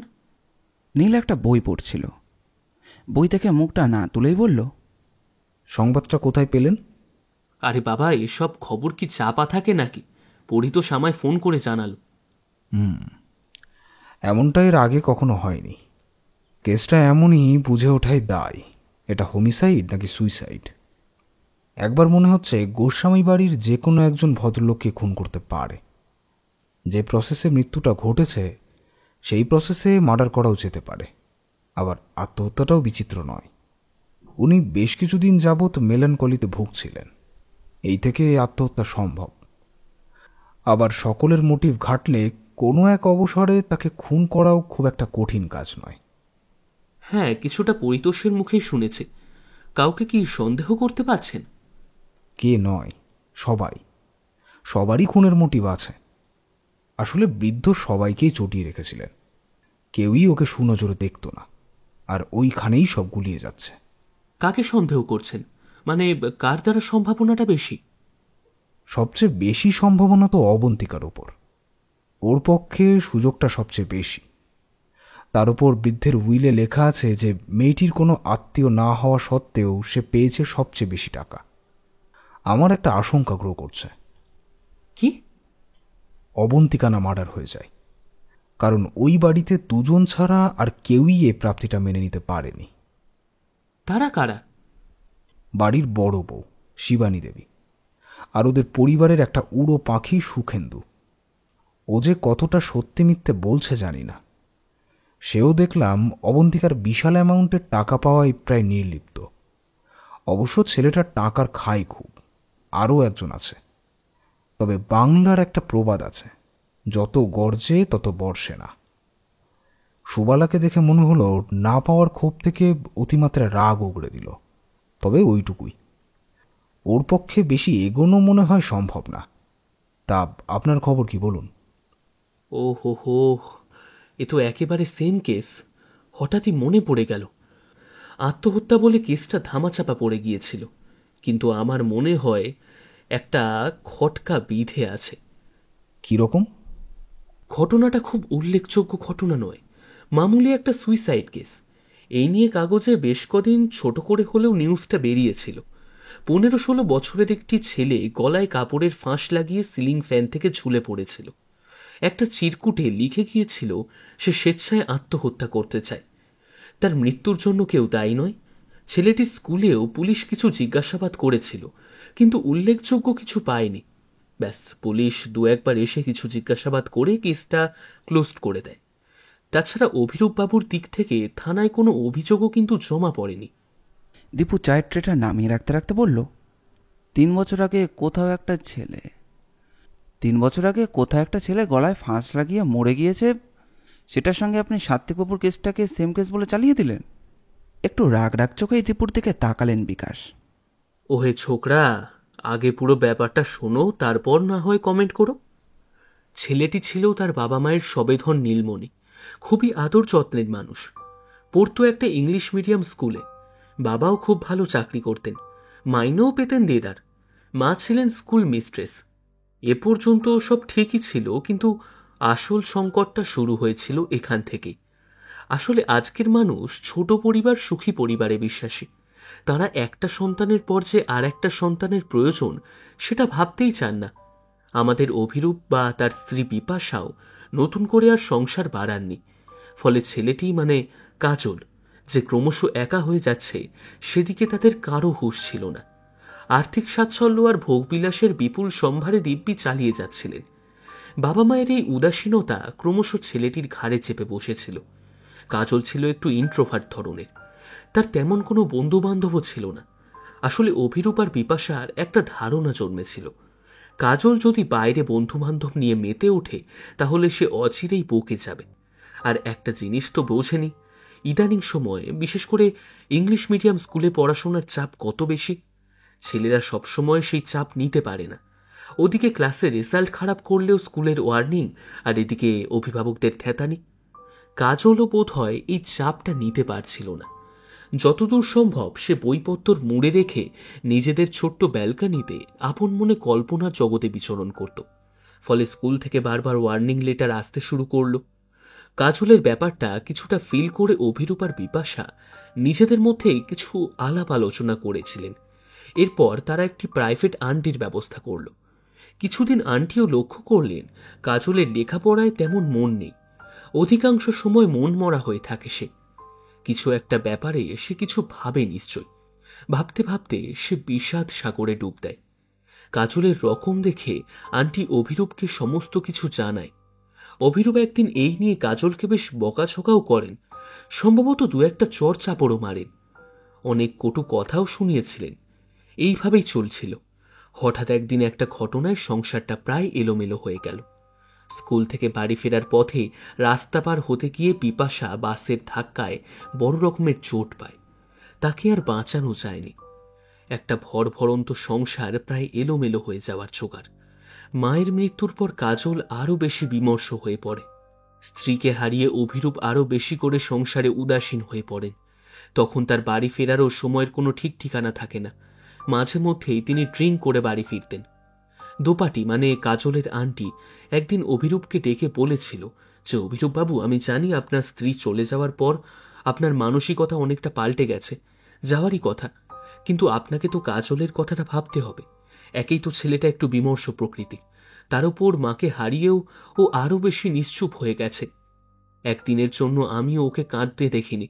এ লক্ষণটা কিন্তু ভালো নয়। আপনি একটু সংসারে মন দিন। আপনি ছাড়া কাজলের তো আর কেউ নেই। সম্ভবত অভিরূপ তখন ড্রিঙ্ক করা অবস্থাতেই ছিলেন। দোপাটির কথার উত্তরে বলেছিলেন, আমি নেই বলে কি হয়েছে, আপনি তো আছেন। মাতৃস্নেহর অভাবটা নয় আপনি একটু স্নেহ ভালোবাসা দিয়ে মিটিয়ে দিন। উত্তরে দোপাটি নাকি বলেছিল, মায়ের অভাব কি অন্য কোনো মেয়ে মানুষ পূরণ করতে পারে? সেটা হয়তো সম্ভব হয় না অধিকাংশ সময়, তবে একটু স্নেহ ভালোবাসা দিয়ে তাকে কাছে টেনে তো নিতেই পারেন। আর এই কাজটাই একটা ছেলের চেয়ে একটা মেয়ে বেশি সক্ষম। বিকাশ একটু থামলেন, নিজের মনে কিছুক্ষণের জন্য ডুব দিলেন, তারপর বললেন, কার মনে কি ছিল জানি না, সেটা আজ হয়তো আর জানাও যাবে না। তবে লোকমুখে শোনা যায় দোপাটি কখন যেন গৃহকর্ত্রী হয়ে উঠেছিল। অভিরূপ সম্পূর্ণভাবে তার সঙ্গে জড়িয়ে গিয়েছিলেন। এমনকি দুজনে সেই ভয়ঙ্কর হৃদয়বৃত্তির খেলায়ও মেতে ওঠেন, একই সঙ্গে রাত্রিবাসও করতেন। এ তো হরদমই হচ্ছে। হঠাৎ একজন যুবক বউ হারালে তার যদি সুযোগ থাকে তাহলে একটি পরমা সুন্দরী মেয়ের সঙ্গে ঘনিষ্ঠ হয়ে উঠতেই পারে। তো তার সাথে কাজলের সুইসাইড করার কারণ কি? সেটা ঠিক। এখানে আমার একটা অনুমান, ছেলেটির বয়স 15-16। নিশ্চয়ই তার চোখে পড়েছিল ব্যাপারটা। একই ছেলেটি নিঃসঙ্গতায় ভুগছিল, তার উপর তার আন্টির সঙ্গে তার বাবার অন্তরঙ্গতাটা তার ডিপ্রেশনকে হয়তো আরও বাড়িয়ে দিয়েছিল। হয়তো সেই কারণেই নিজেকে পথের কাঁটা ভেবে সে আত্মহত্যার পথটাই বেছে নিয়েছিল। এবার এটাই যে সঠিক কারণ তা বলছি না, আমি আমার অনুমানের কথা বললাম। কিন্তু বিকাশদা, আপনি এত ডিটেলস জানলেন কেমন করে? ওটা তো আপনার এলাকা নয়। প্রসূন মিত্র, লোকাল থানার অফিসার, আমার অনেক দিনের পরিচিত। কেসটা নিয়ে ওর সঙ্গে আমার কিছু আলোচনাও হয়েছিল। তাহলে ছেড়ে দিন বিকাশদা। কে কবে কোন ছেলে কী কারণে আত্মহত্যা করলো তা নিয়ে আজ আর আলোচনা করে কোনো লাভ নেই। একটা অনুমানের ওপর নির্ভর করে আমরা যদি হিসেব নিকেশ করতে বসি, লোকে বলবে এদের হাতে বোধহয় নির্ঘাত কোনো কাজকর্ম নেই। মানে সে কথায় আছে না, নেই কাজ তো খই ভাজ, সেই অবস্থা আর কি। নীল এতক্ষণ নীরবে সব কিছু শুনে যাচ্ছিল। হঠাৎ ও বলল, আচ্ছা বিকাশবাবু, এদের শেষটা কি হয়েছিল জানা আছে? অবশ্যই, সে আর বলতে। আর সেটাই আমাকে অনুসন্ধিৎসু করে রেখেছে। মানে একটা খচখচানি থেকেই গেছে। কিরকম? কাজলের আত্মহত্যার দিন 10 পর দোপাটি পুরোপুরি ভ্যানিশ। ভ্যানিশ মানে? হাওয়া যাকে বলে। মানে অভিরূপকে কোনো কিছু না জানিয়ে দোপাটি বাড়ি ছেড়ে চলে যায়। অভিরূপের তখন বেসামাল অবস্থা। স্ত্রী পুত্রকে হারিয়ে তার তখন দিশেহারা অবস্থা। কোনো রকমের শোক জড়তা কাটিয়ে অভিরূপ যেদিন অফিস জয়েন করেন, বাড়ি ফিরে আর তিনি দোপাটিকে কোথাও খুঁজে পাননি। এই নিয়ে অভিরূপবাবু কোনো পুলিশ রিপোর্ট করেননি? না, লোকটা তখন সত্যিই বেসামাল। তারপর একটু ধাতস্থ হওয়ার পর জানা যায় দোপাটি শুধু যে চলে গেছে তাই নয়, নিয়ে গেছে প্রচুর নগদ টাকা আর গয়নাগাটি। বিপাশা দেবীর গয়নার বাক্সই পুরো লোপাট। কিছুক্ষণ চিন্তা করার পর নীল জিজ্ঞাসা করল, দোপাটির কোনো ছবি টবি পাওয়া গেছে? কি করে জানবো বলুন তো মশাই? কেসটা নিয়ে তো তেমনভাবে কোনো তদন্তই হয়নি। অভিরূপ বাবু এ নিয়ে কোনো অভিযোগ করেননি। আর আমাদের পুলিশের কর্তারা হাজার রকমের ক্রাইম নিয়ে এত ব্যস্ত থাকে, তারাও আর মাথা ঘামায়নি। বলে নীল চুপ করে রইল। দীপু বলল, তুমি কি সাত্ত্বিক ছেড়ে অভিরূপ নিয়ে পড়বে নাকি? দুর্মনস্ক ভঙ্গিতে দীপুর দিকে খানিকক্ষণ তাকিয়ে থাকতে থাকতে প্রায় স্বগতোক্তিভাবেই বলল, না, আপাতত তেমন কোনো সম্ভাবনা নেই। তবে তার মানে বলছেন কিছুমাত্র সম্ভাবনা থাকলেও থাকতে পারে?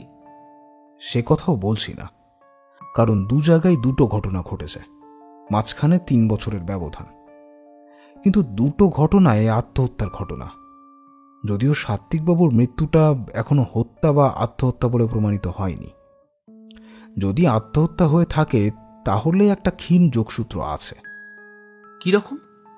ওখানে দোপাটি নামে একের উপস্থিতি আর এখানে অবন্তিকা নামে এক যুবতীর অনুপ্রবেশ। অবশ্য তা দিয়ে কোনো সিদ্ধান্তে আসা যায় না, সম্পূর্ণ কাকতালীয় ভাবনা। আচ্ছা বিকাশবাবু, দোপাটির কোনো ছবি কি পাওয়া গেছে? তা তো বলতে পারবো না। কেসটা তো বললাম না, ঠিক করে ওপেন টুই করা হয়নি। অভিরূপবাবু থাকেন কোথায়? ইস্টার্ন বাইপাস ধরে সোজা দক্ষিণে এগিয়ে গেলে ডান দিকে বেশ কিছু হাইরাইজ কমপ্লেক্স গড়ে উঠেছে। ওখানে আশালতা নামে একটা ফ্ল্যাটে উনি থাকতেন। অবশ্য এখন থাকেন কিনা সেটা বলতে পারবো না। একটু খোঁজ নেওয়া কি যায়? বললেই চাই। গুরু, তুমি কিন্তু অজান্তেই আর একটা ফ্যাসাদ ঘাড় নিতে চাইছো। অনেক সময়তেই কেঁচো খুঁড়তে কেউটে পাওয়া যায়। ইচ্ছে না থাকলেও মনটা বারবার ওই দিকেই চলে যাচ্ছে। আসলে কি জানিস, সাত্ত্বিকবাবুর কেসটার জট পাকিয়ে আছে, কুলকিনারা কিছুই দেখছি না। তা মনটা কি অন্যদিকে চালান করতে চাইছো? নয়, তাও নয়, কিন্তু ভাবাচ্ছে। আগেই বলেছি, দুটি মেয়ে, দুটি ঘটনাতে তারা দুজন সম্পূর্ণ বাইরের লোক। একজন যথা সর্বস্ব নিয়ে হাওয়া হয়ে গেল, অন্যজন বৃদ্ধের বদান্যতায় বিশাল পরিমাণে টাকার মালিক হয়ে গেল। ভাবনাটা আসছে এর পরের থেকেই। যদিও অবন্তিকা এখনো বাড়ি ছেড়ে চলে যায়নি, কারণ এখনো তার হাতে টাকা কড়ি কিছুই আসেনি। এলে হয়তো সেও একদিন নিপাত্তা হয়ে যাবে, এবং সেটা হলে... সেটা তো এখনো হয়নি নীলদা। তাছাড়া আরও একটা সন্দেহ উকি দিচ্ছে, অবন্তিকা না খুন হয়ে যায়। অবন্তিকা যদি খুন হয়ে যায় তাহলে তো তোমার দুটো কেস সম্পূর্ণ আলাদা হয়ে গেল, তাই না? না, তা নয়। অবন্তিকা খুন হবে সম্পূর্ণ অন্য কারণে। একটা বাইরের মেয়ে উড়ে এসে একগাদা টাকা নিয়ে চলে যাবে, সেটা ওদের ফ্যামিলির কেউই মেনে নিতে পারবে না, নিতে পারেও না। সেটা পরের কথা, কিন্তু এভাবে টাকা পাওয়াটা কি খুব সহজ সরল ব্যাপার? কি জানি, আমার মন ঠিক মেনে নিতে পারছে না। তাহলে বলছেন একবার অভিরূপের ছাই ঘেঁটে দেখতে, তাই তো? দেখলে ক্ষতি তো কিছুই নেই। কিন্তু আমি তো আর প্রাইভেট ইনভেস্টিগেটর নই, যখন খুশি যেখানে ইচ্ছা চলে গিয়ে তদন্ত করতে তো আমি পারি না। বিকাশবাবু, সাত্ত্বিকবাবু আমাকে ডেকেছিলেন ওনার মৃত্যু ভয় থেকে, কিন্তু এখানে একটা প্রবলেম রয়ে যাচ্ছে। আমাকে তো কেউ ইনভেস্টিগেট করার জন্য তলব করেনি। Then how could I move? না, তেমন কোনো অসুবিধা নেই। আমি প্রসূনের সঙ্গে যোগাযোগ করে নিচ্ছি, তাহলে প্রসূন একটু মশকরা করার সুযোগ পাবে। তা পাক, কিন্তু খটকাটা যখন মাথায় ঢুকেছে তখন একবার তলানিটা ঘেটে দেখাই যাক না। অভিরূপ সরকারের ফ্ল্যাটটা খুঁজে পেতে কোনো অসুবিধাই হলো না। নাম করা জায়গা, বিশাল বিশাল অপারেটাইজ বিল্ডিংয়ের মেলা, তার মধ্যে বিশালতা অ্যাপার্টমেন্ট বেশ জমকালো। 7th ফ্লোরে লিফট থেকে নেমে 123 নম্বর ফ্ল্যাট একেবারেই সামনে। সন্ধে খানিকক্ষণ আগেই হয়েছে। ডোরবেল বাজাতেই একজন মহিলা, হয়তো বাড়ির কাজের মেয়ে, এসে দরজাটা খুলে দাঁড়ালো। আমরা সকলে জানালাম যে আমরা এখানে এসেছি অভিরূপ সরকারের সঙ্গে দেখা করতে। কিছুক্ষণের মধ্যেই অভিরূপবাবু চলে এলেন। বছর 40-এর মতো বয়স হবে তার। ধবধবে রং, ছিপছিপে চেহারা, আর মাথায় ব্যাক ব্রাশ করা চুল। বোঝা যায় যে সবেই আঁচড়ানো হয়েছে। পরনে হলুদ রঙের একটা পাঞ্জাবি আর পাজামা, পায়ে বাড়িতে পড়ার ছুটি। বিকাশকে দেখে অভিরূপের কপালে সামান্য বিরক্তির ছায়া পড়ল। সেটাকে পাশ কাটিয়ে অভিরূপ বললেন, বছর 3 আগে আমার ছেলে কাজল যখন সুইসাইড করে তখন একবার পুলিশ এসেছিল। আমার ছেলে একটা সুইসাইড নোটও রেখে গেছিল। নির্ভেজাল সুইসাইড কেস বলে পুলিশ তো আর কোনোভাবে কেসটা নিয়ে এগোয়নি। আবার এতদিন পর। এবার নীল প্রশ্ন করল, তারপর আর কোনো কারণেই কি পুলিশ আপনার কাছে আসেনি? অভিরূপ এবার কিঞ্চিত অন্যমনস্ক, সামান্য সময় নিয়ে মাথা নিচু করে থাকেন। আমার প্রশ্নের উত্তরটা পেলাম না মিস্টার সরকার। হ্যাঁ এসেছিল। সেটা বড়ই লজ্জার ব্যাপার। আমরা কিছুটা শুনেছি, তবু আপনার মুখ থেকেই শুনতে চাই।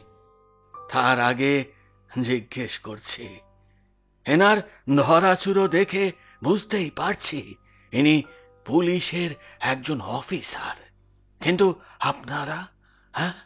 আপনারা কারা? আপনি এনার নাম শুনেছেন কিনা জানি না। ইনি একজন বড় মাপের ইনভেস্টিগেটর। ওর নাম নীল ব্যানার্জি, আর উনি হচ্ছেন স্যাটেলাইট। নির্বিকার চিত্তে দীপু নিজের পরিচয় দেয়। একটু যে দরকার ছিল মিস্টার সরকার। আসলে আপনাকে তাহলে খুলেই বলি, সাম্প্রতিক কালের মধ্যে প্রায় অনুরূপ আর একটা ঘটনা ঘটে গিয়েছে। দুটো কেসের মধ্যে অনেকটা সিমিলারিটি খুঁজে পাওয়া যাচ্ছে, আর সেই কারণেই...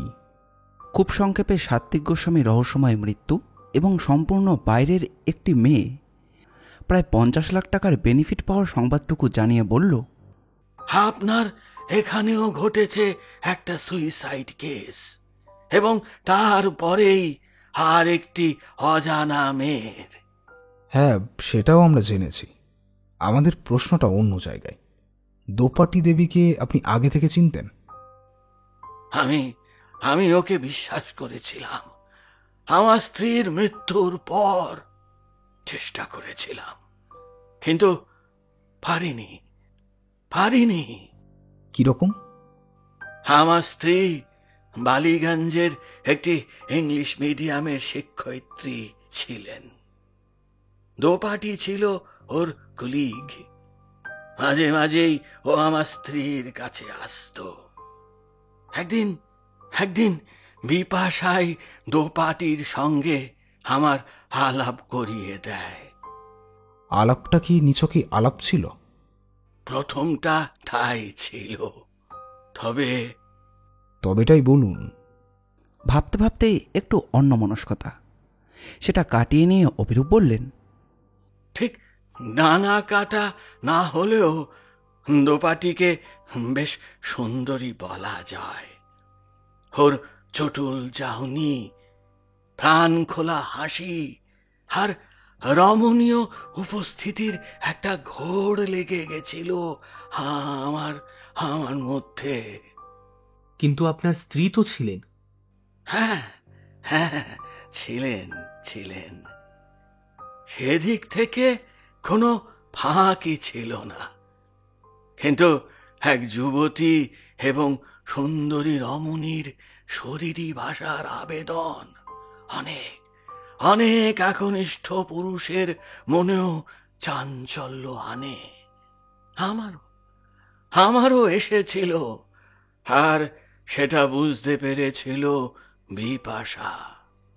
আসলে মেয়েদের চোখের দৃষ্টি খুবই শানিত।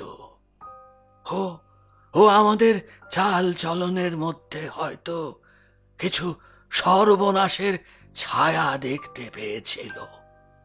আর এটা নিশ্চয়ই মানবেন, কোনো বিবাহিতা নারী তার স্বামীর পাশে দ্বিতীয় কোনো নারীকে দেখতে চান না। তার মানে আপনি কি বলছেন, আপনার স্ত্রী বিপাশার মৃত্যুটা নিহাত পথ দুর্ঘটনা নয়? জানি না, আমি কিছুই জানি না। তবে বালিগঞ্জ ফাঁড়ির মতো জায়গা, যেখানে রেগুলার ট্রাফিক কন্ট্রোল করা থাকে, সেখানে এই রকম একটা অ্যাক্সিডেন্ট হতেই পারে। অ্যাক্সিডেন্টের তাৎক্ষণিক কোনো ব্যাখ্যা দেওয়া তো যায় না। হবে হয়তো, তবে হ্যাঁ বলুন। মৃত্যুর কিছুদিন আগে থেকে বিপাশাকে খুব অন্যমনস্ক লাগত। সর্বদাই কি যেন ভাবত। হয়তো অন্যমনস্কভাবে রাস্তা পার হতে গিয়ে? সেটা তো আমি বলতে পারবো না। প্রত্যক্ষদর্শীরা জানিয়েছিল বিপাশা একাই রাস্তা পার হচ্ছিল। দোপাটি দেবী সেদিন কখন আসেন? হসপিটালে ওর সঙ্গে দেখা।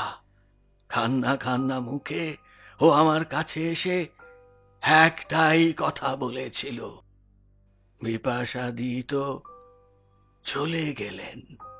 তাহলে কাজলের কি হবে অভিরূপ বাবু? উত্তরটা তখনও দিতে পারিনি, কারণ প্রশ্নটা আমারও মনে ছিল। তারপর দোপাটি এসেছিল আমার জীবনে, কিন্তু আমার বরাবরের মরবিড ছেলেটা, আমি বুঝতে পারতাম ও ক্রমশই আমার কাছ থেকে অনেক দূরে সরে যাচ্ছিল।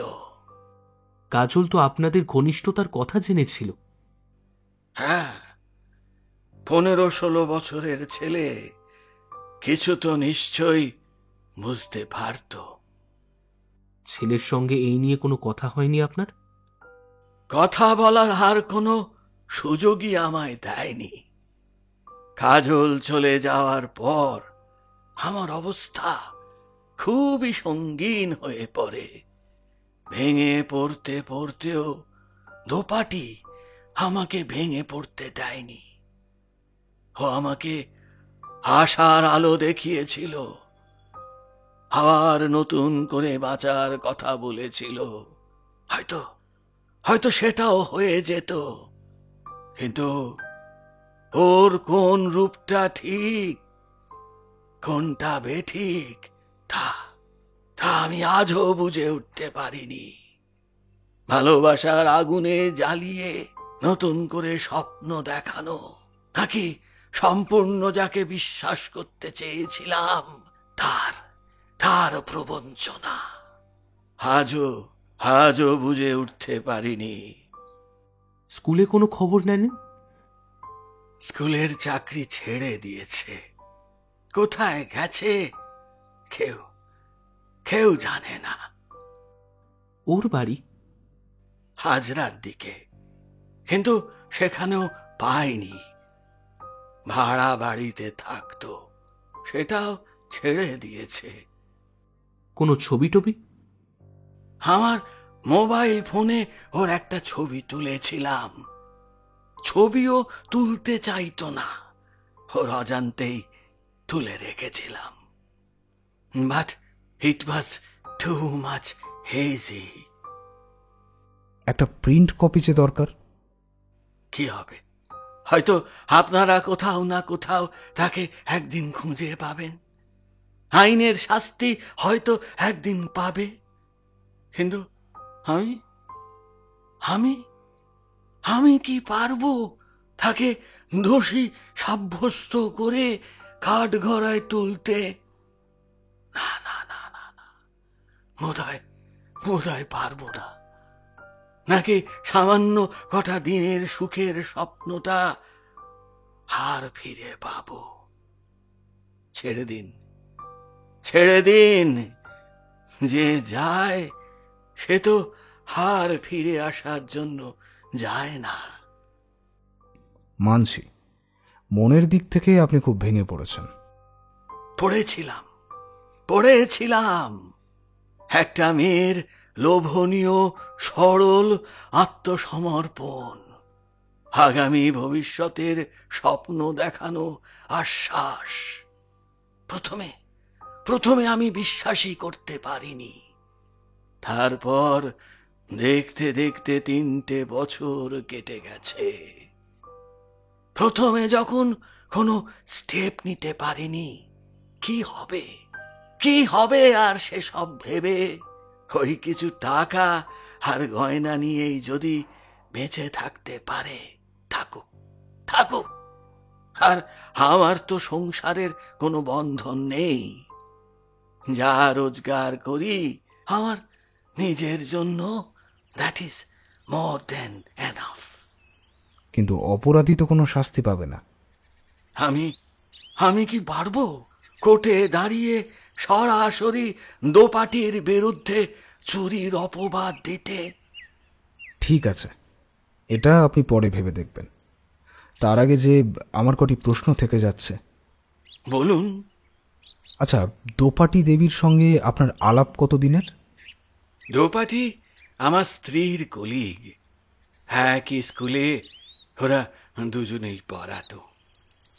একদিন বাড়ি ফিরে দেখি বিশাখা আর দোপাটি সোফায় দিব্যি হাত পা মেলে আলাপ আলোচনায় মত্ত। আমি যাই বলে জামা কাপড় ছাড়তে অন্য ঘরে চলে যাচ্ছিলাম। বিপাশাই আমায় ডেকে আলাপ করালো, নিছকই আলাপ। কিন্তু তারপর দৃষ্টিবান কথাটা বইয়ে পড়েছি, কিন্তু মাত্র কয়েক সেকেন্ডের আলাপ। একটি মেয়ের চোখের ভাষা এত তীক্ষ্ণ আর নিবিড় হতে পারে জানা ছিল না। দোপাটি আমার দিকে নির্বিশেষে তাকিয়েছিল, যেটা প্রথম আলাপে হয় না। আমি আমার ঘরে চলে গেছিলাম, কিন্তু দোপাটির কাজল কালো চোখের নীরব ভাষাটা আমাকে বারে বারেই উন্মন করে দিয়েছিল সে রাতে। পঞ্চস্বরের স্বরাঘাত নাকি মশাই? জানি না, তবে সে রাতে আমার ভালো ঘুম হয়নি। তারপর দেখতাম প্রায় দোপাটি এ বাড়ি আসা যাওয়া শুরু করলো। এক সময় দোপাটির সঙ্গে আমার বেশ আলাপও হয়ে গেল। এরপরেই একটা ঘটনা ঘটেছিল। আপনারা তো শুনেছেন আমার ছেলের একাকিত্বের কথা। কথা প্রসঙ্গে সেই প্রসঙ্গ উঠতেই বিপাশাই আমায় বলেছিল, আচ্ছা, আমরা তো দুজনেই কাজলকে সময় দিতে পারি না, ওর জন্যে একজন প্রাইভেট আন্টি রাখলে কেমন হয়? আমি বলেছিলাম, ভালোই তো, আছে তেমন সন্ধানে কেউ। দোপাটির দিকে তাকিয়ে বিপাশা বলেছিল, দোপাটির কয়েকটা টিউশন দরকার, ও কাজলের ভার নিতে পারবে। আমি ওর সঙ্গে কথা বলেছি, ও রাজিও আছে। এখন তুমি রাজি থাকলেই হয়। উত্তরে আমি বলেছিলাম, উনি তো একটা স্কুলের ভালো মাইনের শিক্ষিকা, তা উনি সময় দেবেন কি করে? আমার প্রশ্ন কেড়ে নিয়ে দোপাটি বলেছিল, আপনারা বাইরে থেকে স্কুলের মাইনেটাই দেখেন, কিন্তু আমার সংসারে অসুস্থ বাবা, অসুস্থ মা, দুটি ভাইয়ের লেখাপড়া, বুঝতেই পারছেন মাইনের অতগুলো টাকা যে কোথা দিয়ে উড়ে যায়। কিন্তু আমি আপনাকে কতটুকুই বা হেল্প করতে পারি? মৃদু হেসে দোপাটি বলেছিল, বিন্দুতে সিন্ধু হয়, তা জানেন তো। এরপর আর কিছু কথা থাকার নয়, দোপাটি আমার ছেলের আন্টি হয়ে ঢুকে পড়ল। বেশ চলছিল, প্রায় 6-7 মাস হবে। তারপরই ঘটল সেই ভয়াবহ অ্যাক্সিডেন্ট। চলে গেল বিপাশা, রয়ে গেল দোপাটি। তারপর আরো বেশ কিছুদিন কাটার পর বিপাশার স্মৃতি যখন ক্রমে ক্রমে থিতিয়ে আসছিল, একটা কথা তো স্বীকার করবেন, এক প্রেম ভুলতে দ্বিতীয় প্রেমের দরকার পড়ে। আমি দোপাটির প্রেমে পড়ে গিয়েছিলাম। তাকে আমি বিপাশার জায়গায় বসিয়ে ফেলেছিলাম। এ বোধ হয় পুরুষ মানুষের দুর্বল জায়গা। সত্যি বলতে কি, ওকে আমার অদেয় কিছুই ছিল না। সেটা আরো জোরদার হলো যখন ছেলেটা আমার সুইসাইড করে বসলো। একটা ভাঙা নৌকো নিয়ে বিশাল সমুদ্রে, তখন আমি দিশেহারা। বিপাশার হালটা বেশ শক্তপোক্ত করেই চেপে ধরল দোপাটি। আবার নতুন করে জীবনের স্বপ্ন দেখতে শুরু করেছিলাম, কিন্তু আচ্ছা, বিপাশা দেবী যেদিন চলে যান, মানে সেই দিন সকাল থেকে ওর মধ্যে কোনো ভাবান্তর লক্ষ্য করেননি? কই না তো। আপনারা কি বিয়ে করেছিলেন? আই মিন দোপাটিকে? হ্যাঁ, এবার সেটাই বলি। বিপাশা চলে যাওয়ার পর কাজলের সব দেখাশোনা দোপাটি করত। কিন্তু দোপাটি দেবীর তো নিজের একটা সংসার ছিল, অর্থাৎ বাবা মা আর ভাই। তা তিনি বাড়ি যেতেন না? স্কুলের পর আমার বাড়ি আসাটা ওর নিত্যকর্মের মধ্যে পড়ত।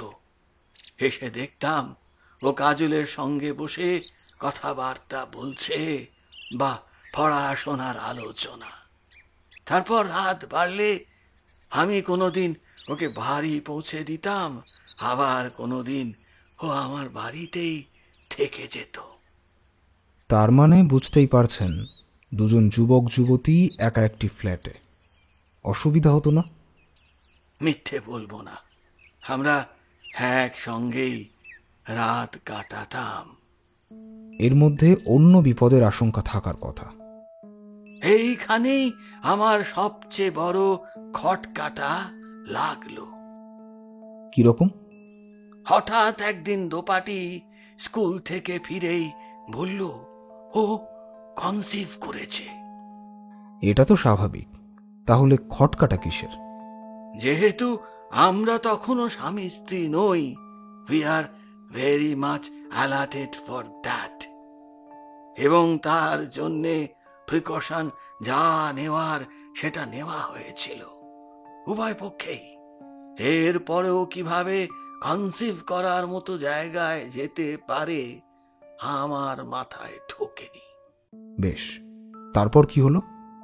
দোপাটি আমাকে তাগাদা দিতে শুরু করলো বিয়ের জন্য। আর দেরি না করে আমি রেজিস্ট্রি অফিসে গিয়ে ফর্ম ফিল আপ করে জমা দিয়ে দিই। ঠিক 1 মাস পর রেজিস্ট্রি অফিসে যাওয়ার দিন সকালে ওকে বলে বেরোই আমি অফিস থেকে 12টার মধ্যে বাড়ি ফিরব। ওকে বলে যাই সেদিন স্কুলে যাওয়ার দরকার নেই, কারণ বাড়িতে তো ও একা। কিন্তু আমি ঠিক 12টার মধ্যেই অফিস থেকে চলে এসেছিলাম। বাট দোপাটি বাড়ি নেই? না, তন্ন তন্ন করে সব জায়গায় খুঁজেছি, but no trace of her, not even a single letter for me. তার পিতৃগৃহে? কোথায় পিতৃগৃহ? ওখানে দোপাটি নামে কোনোদিন কেউ ছিলই না, নট ইভেন হার ফ্যামিলি। আসলে যে নাম্বার দিয়েছিল তেমন কোনো নাম্বার নেই সেই পাড়ায়। সঙ্গে সঙ্গে আপনি পুলিশে এফআইআর মানে মিসিং ডায়েরি করেননি? তখনকার মানসিকতায় আমার পক্ষে কিছুই করা সম্ভব হয়নি।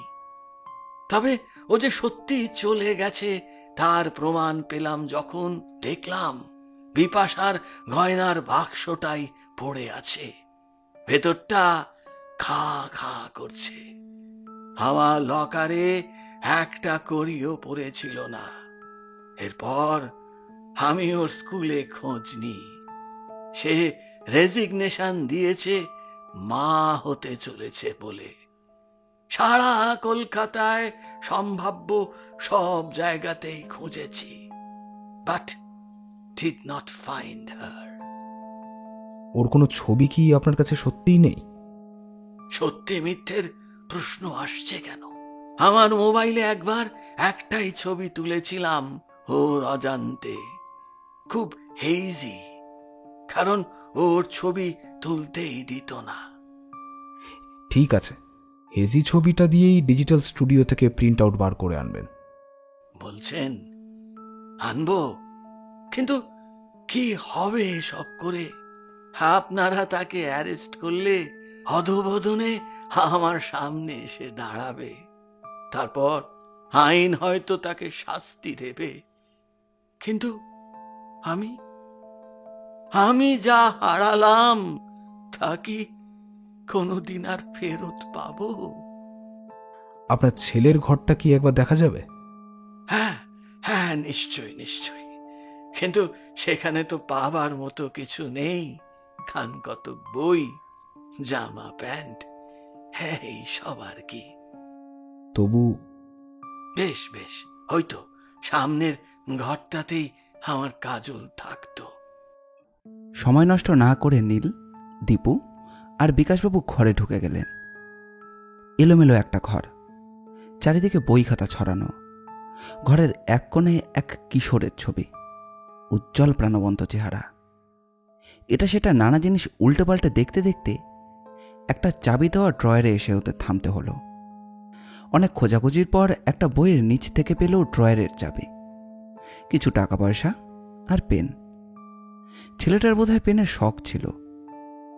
প্রায় 30-32খানা পেন আর একটা ছবি, বোঝা যায় সেটা তার মায়ের ছবি।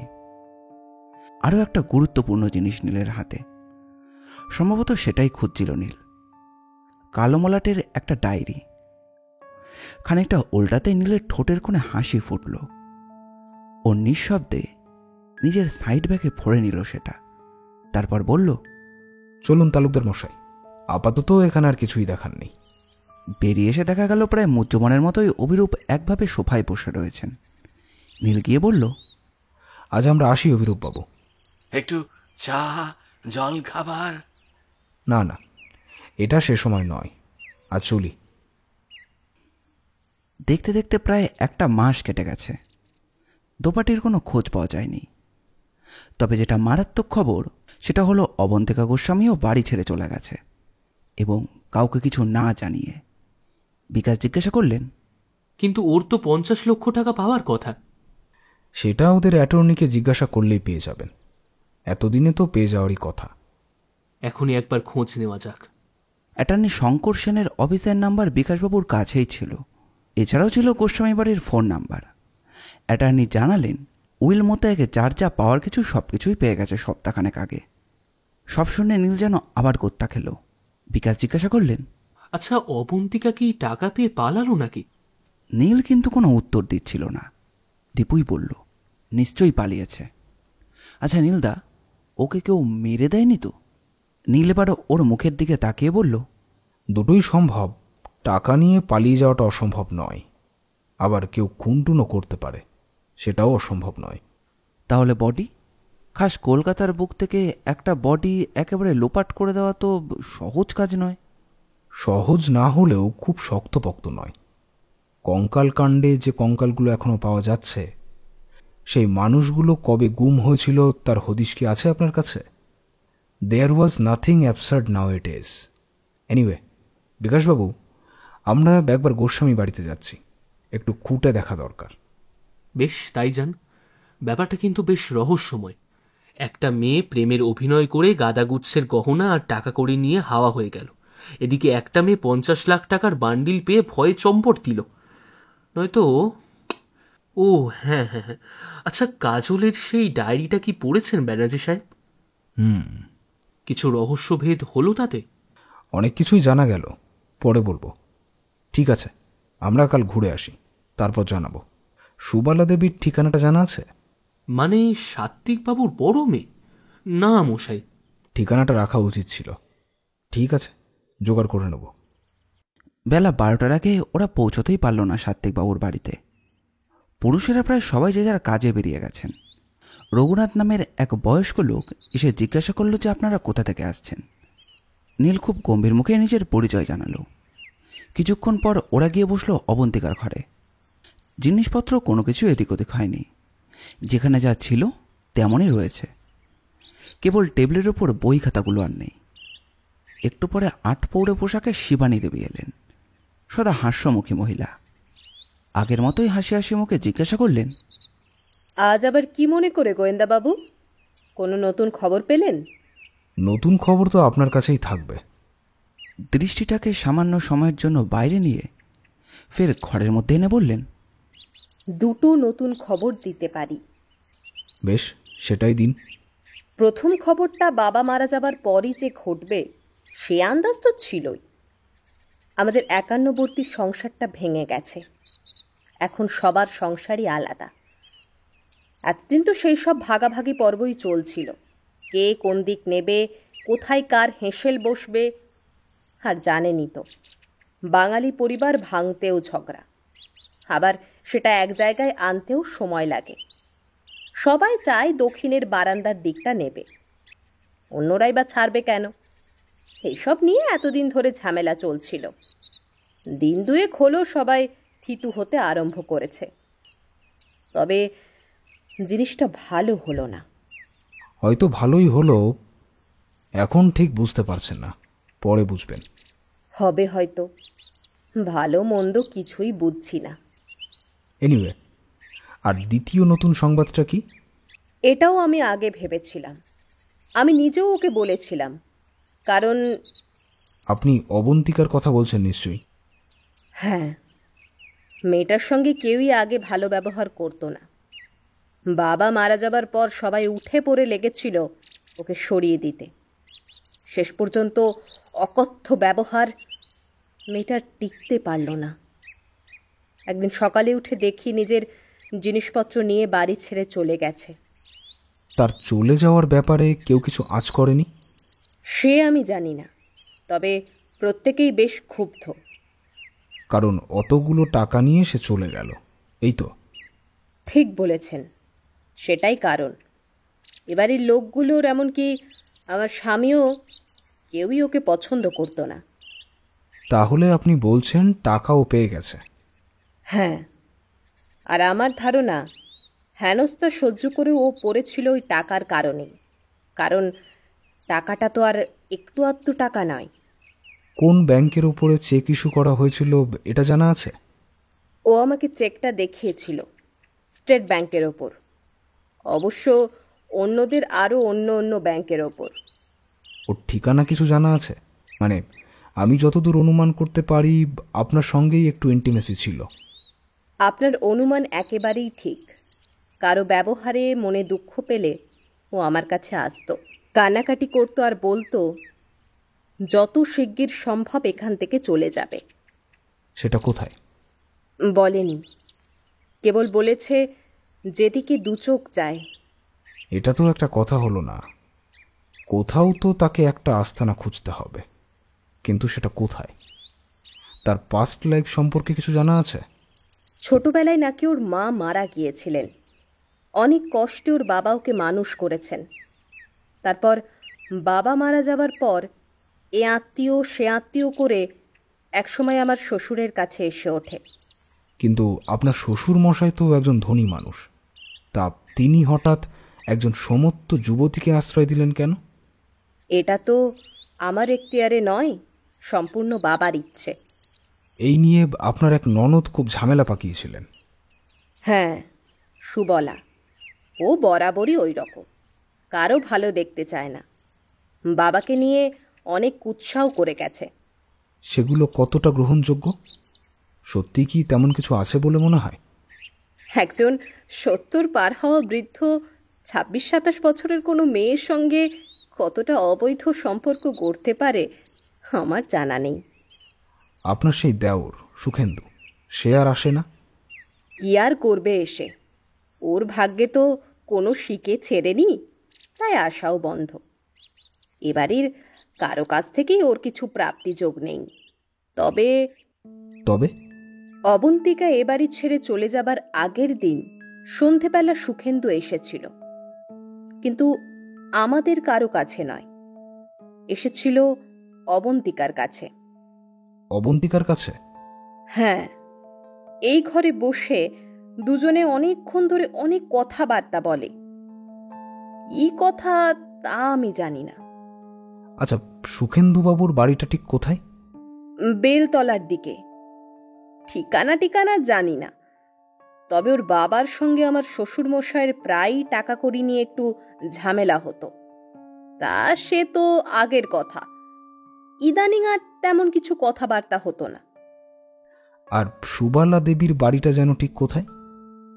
সুবালার কাছে যাবেন নাকি? একবার তো যেতেই হবে। বাপের ওপর বিষোদগার, অবন্তিকাকে দুই চোখে দেখতে না পারা। ওর উকিল স্বামী আবার দলিলের বিরুদ্ধে চ্যালেঞ্জ করেছিলেন।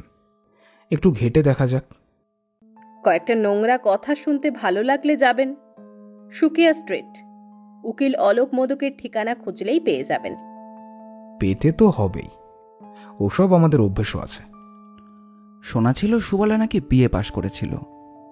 তবে শিবানী একটা কথা ঠিকই বলেছিলেন, ওর মুখে মুখ লাগানো মানেই নিজের মুখ পোড়ানো।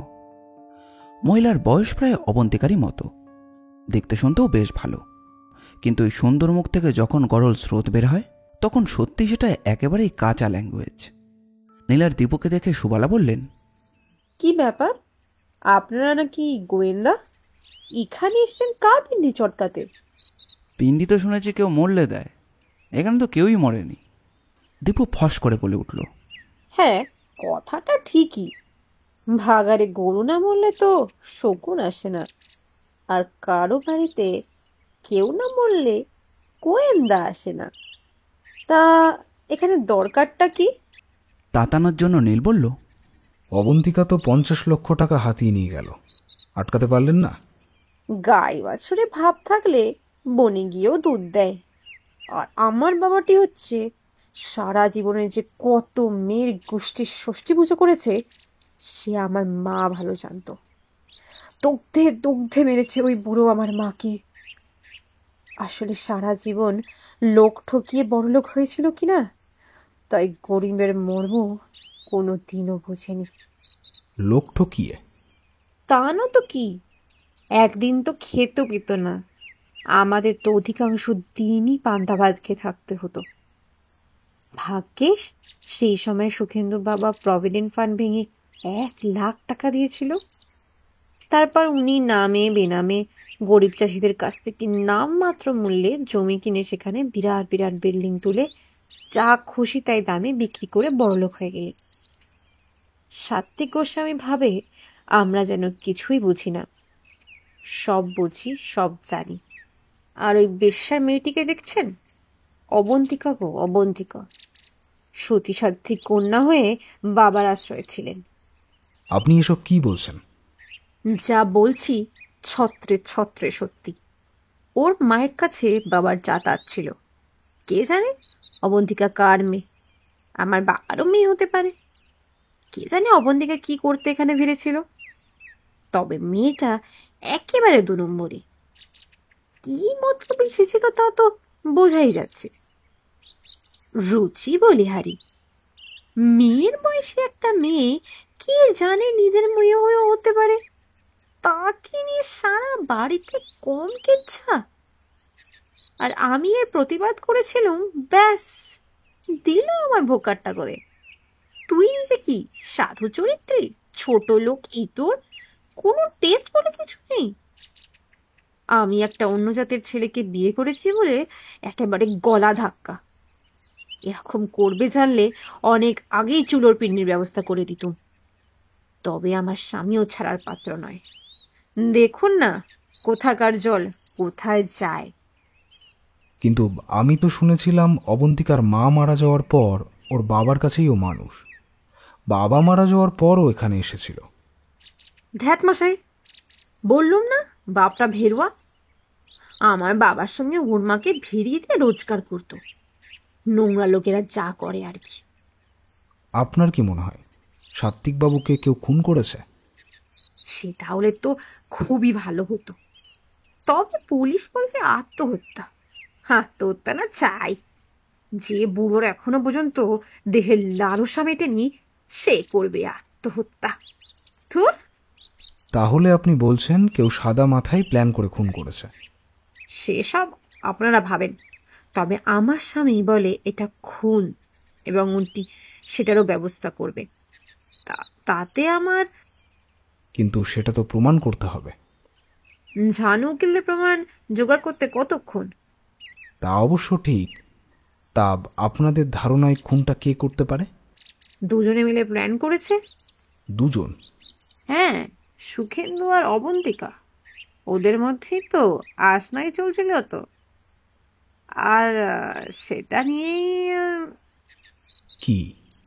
বুড়োর সঙ্গে দুজনের ঝগড়া। তার মানে সাত্বিকবাবু অবন্তিকাকেও সন্দেহ করেছিলেন, কিন্তু শিবানী দেবী তো এসব বিশ্বাস করেন না। ও আবার কি বলবে?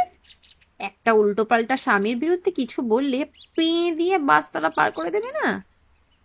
আমার বর্দাকে তো চেনেন না। শিবানী বৌদি কি কম ঠ্যাঙানি খায় বর্দার কাছে? বাঁচা মাগিকে তো মাথা নিচু করেই থাকতে হবে। যাবে কোথায়? আমার স্বামী ক্রিমিনাল লয়ার। অবন্তিকায় যে খুনটা করেছে এটা প্রমাণ করতে পারলেই সুর করে টাকা বের করে দেবে। দেখুন না কোথাকার জল কোথায় গড়ায়। নীল উঠে পড়ল। এক নাগারে বিষোদাগার শুনতে আর ভালো লাগছিল না। ধন্যবাদ জানিয়ে বেরিয়ে এলো ওরা। দীপু বলল, যার রটে তার কিছু তো বটে। তার মানে? অবন্তিকাকে একেবারে নির্দোষভাবে দূরে সরিয়ে রাখাটা আমার মনে হয় না ঠিক হবে। তুমি কি বলো? আমার এখন কিছুই বলার নেই, তবে অবন্তিকাকে খুঁজে পাওয়াটা খুবই দরকার, এটা জরুরি। কিন্তু কোত্থেকে পাবে তাকে? এত বড় একটা শহর, অজস্রতার গলিকুচি, এই শহরে অগণিত বাড়িঘর, আর অবন্তিকার যা চেহারা মনে আছে এমন কিছু গ্ল্যামারাস মেয়ে নয়, কোনো চেনা মুখের ফিল্ম আর্টিস্টও নয়। এমনভাবে কি তাকে খুঁজে পাওয়া যাবে? আমি জানি তুই কি বলতে চাইছিস, সত্যিই এইভাবে কোনো বিশেষ একজনকে খুঁজে পাওয়া প্রায় সম্ভব নয়। দোপাটির একটা ছবি আমার কাছে আছে, অভিরূপের মোবাইল ক্যামেরায় তোলা। যদিও খুব হেজি। তাতে কি হলো? তুমি কি পেপার বা অন্য কোনো মিডিয়ার সাহায্য নেবে? না, পেপারে বা টিভিতে ইনসারশন দিলে ভিকটিম অ্যালার্ট হয়ে যেতে পারে, তখন তাকে খুঁজে পাওয়াটা আরও শক্ত হয়। আমরা পুলিশের আইবির সাহায্য নিতে পারি এবং সেটা নানা লোকের হাতে ছড়িয়ে দেওয়া। কোথাও না কোথাও কেউ না কেউ তার সন্ধান পেলেও পেতে পারে। অবন্তিকার ব্যাপারটাও কি তাই? অবন্তিকা একটা রিসেন্ট ঘটনা, মাত্র 1.5 মাসের ব্যাপার। আমার মনে হয় একবার এসবিআইতে খবর দেওয়া দরকার, কারণ চেকটা ও দিন 15 আগে পেয়েছে। চেকটা নিশ্চয়ই ও গুলে খাবে না। তাকে রিলিজ করতে গেলে যে কোনো একটা ব্যাংকে জমা দিতে হবে, যেখানে ওর নিজের নামে একটা অ্যাকাউন্ট আছে। হে নাও, কলকাতায় বা কলকাতার আশেপাশে ব্যাংকের সংখ্যা কি আর কম? না, যেহেতু চেকটা স্টেট ব্যাংকের ওপরেই দেওয়া, অবন্তিকা চেকটা যে কোনো ব্যাংকেই জমা দিক না কেন, সেটা ক্লিয়ার হতে গেলে ইস্যুড ব্যাংকেই আসতে হবে। তার মানে? হ্যাঁ, আমাদের একবার স্টেট ব্যাংকে যেতে হবে। অনেক ডিটেলস ওখান থেকে পাবো। চল। এখনই পাওয়া যাবে? বিশেষ করে ইনভেস্টিগেশনের কাজ আজকাল করা যায় না। ওটা যে ক্লিয়ারেন্সের জন্য পার্ক সার্কাস ব্যাংকেই আসবে, তার তো কোনো গ্যারান্টি নেই। আছে বৎস, সাত্ত্বিকবাবু থাকতেন আমির আলী অ্যাভিনিউতে। স্বাভাবিকভাবেই আমরা ধরে নিতে পারি ওর একটা অ্যাকাউন্ট নিশ্চয়ই এসবিআইতে ছিল। আর বর্তমানে কম্পিউটার এসে একটা মাউস ক্লিক করলেই সে চেকের অল ডিটেলস তুই পেয়ে যাবি। চল, দেখা যাক কি হয়। ওরা সরাসরি ব্যাংক ম্যানেজারের সঙ্গে দেখা করলো। ম্যানেজার ভদ্রলোক বেশ সহৃদয়। তার উপর নীল ওর আইডি কার্ডটা দেখাতেই ম্যানেজার বললেন, yes mister Banerjee, what can I do for you? খুব সংক্ষেপে টোটাল সমস্যাটা তুলে ধরতেই ম্যানেজার বললেন, একটু অপেক্ষা করুন, আমি ডিটেলসটা জানাচ্ছি। ম্যানেজারের সামনেই মনিটর ছিল, কিবোর্ড টেপাটেপি, আর মাউস ক্লিক করার পর তিনি বললেন, হিউজ অ্যামাউন্টের টাকা একটা জমা পড়েছে কসবা স্টেট ব্যাংকে গত সপ্তাহে প্রায় প্রথম দিনে, মানে মঙ্গলবার। কোন ব্যাংক থেকে চেকটা জমা পড়েছিল? আগে পাঞ্জাব ন্যাশনাল ব্যাংক, গোল পার্ক, ওখানেই জমা দেওয়া হয়েছিল সোমবার। আচ্ছা ম্যানেজার সাহেব, গোল পার্ক পিএনবিতে গেলে অ্যাকাউন্ট হোল্ডারের ডিটেলস পাওয়া যাবে? নিশ্চয়ই। তাছাড়া যে লোক 50 লাখ টাকার চেক জমা দেয় তার ছবি এবং voter ID card, pan card, এগুলো তো দেখতেই হবে, কারণ আজকাল চারিদিকে যে পরিমাণে ফ্রড হচ্ছে। এটাও কি সেরকমই কিছু? না, এটা কোনো এক ভদ্রলোকের উইল মাফিক চেক। তাহলে নিশ্চয়ই উইলের ফটোকপি দেখা হয়েছিল। ম্যানেজারকে শুভেচ্ছা জানিয়ে ওরা বেরিয়ে এলো। দীপু জিজ্ঞাসা করলো, এবার পিএনবি? পিএনবি ভেরিফিকেশানে পাওয়া গেল তার নাম আর ঠিকানা, এমনকি অবন্তিকার ছবিও। ডিটেলড প্রিন্ট কপি পাওয়ার পরে নীলের প্রায় মাথা ঘুরে যাওয়ার অবস্থা। টাকাটা ক্যাশ হয়ে একদিনের মধ্যেই পিএনবিতে ট্রান্সফার হয়ে যায়। অবন্তিকার চৌধুরী অ্যাকাউন্টে এখন মাত্র 500 টাকা অবশিষ্ট পড়ে রয়েছে। দীপুর দিকে ফটোকপিটা এগিয়ে ধরতেই ওর মুখ থেকে কেবল একটা কথাই বের হলো, যা শালা, একটা প্রায় ইনোসেন্ট মেয়ে মাত্র কয়েকদিনের মধ্যে 50 লাখ টাকা ব্যাংক থেকে তুললো আর ব্যাংকে দিল। নাম জানা যাবে? বলে উনি কম্পিউটার থেকে প্রিন্ট আউট বার করে নীলের হাতে ধরিয়ে দিলেন। একবার চোখ বুলিয়ে স্লিপটা পকেটে ঢুকিয়ে নিয়ে মিস্টার সূরিবন্দর জাগনিকে জিজ্ঞাসা করল, মিস্টার জামিব, এই অবন্তিকা চৌধুরীর ঠিকানাটা নিশ্চয়ই আপনাদের রেকর্ডে আছে। এখনই আপনাকে কিছু বলতে পারছি না, it is under the investigation. তবে মেয়েটিকে পাওয়া খুবই দরকার। আপনি ওর ঠিকানাটা দয়া করে দিন। ঠিকানা নিয়ে বেরিয়ে আসার সময় সূরিবন্দর বললেন, ঠিকানাটা কাছাকাছি। বিজন সেতু পার করে ডান দিকে রাস্তা ধরে কিছুটা এগিয়ে গেলেই অবন্তিকার বাড়ির ঠিকানা। বাড়ির কাছাকাছি গিয়ে হোঁচট খেতে হলো। একতলা একটা বাড়ি, বেশ ভাঙাচোরা অবস্থা। বেশ কিছু লোকের ভিড়ও সেখানে। পুলিশ এসে গেছে। নানান লোকের নানা ফিসফিসানি। একজনকে জিজ্ঞাসা করে জানা গেল এক যুবতী মেয়ে খুন হয়ে গেছে। নীলের দীপু পরস্পরের মুখের দিকে তাকালো। নীল কেবল বলল, বোধহয় যা ভেবেছিলাম তাই ঘটে গেছে। চল ভেতরে যাই। গল্পটির পরবর্তী অংশ 2 দিনের মধ্যে আমাদের চ্যানেলেই আপলোড করা হবে। দ্রুত নোটিফিকেশন পেতে আমাদের চ্যানেলটিকে সাবস্ক্রাইব করবেন, এবং আপনাদের যাতে নোটিফিকেশন মিস না হয় সেজন্য হোয়াটসঅ্যাপে একটি চ্যানেলও খোলা হয়েছে। চ্যানেলের লিঙ্ক ভিডিও ডেসক্রিপশন বক্সে দেওয়া রইল। গল্পটির প্রথম পর্ব ভালো লাগলে অবশ্যই লাইক, আর কীরকম লাগলো সেটি কমেন্ট করে জানাবেন। আমরা আপনাদের মধ্যে থেকে একটি কমেন্ট পিন করে দেব। আপনাদের ভালোবাসা একান্ত কাম্য। ধন্যবাদ।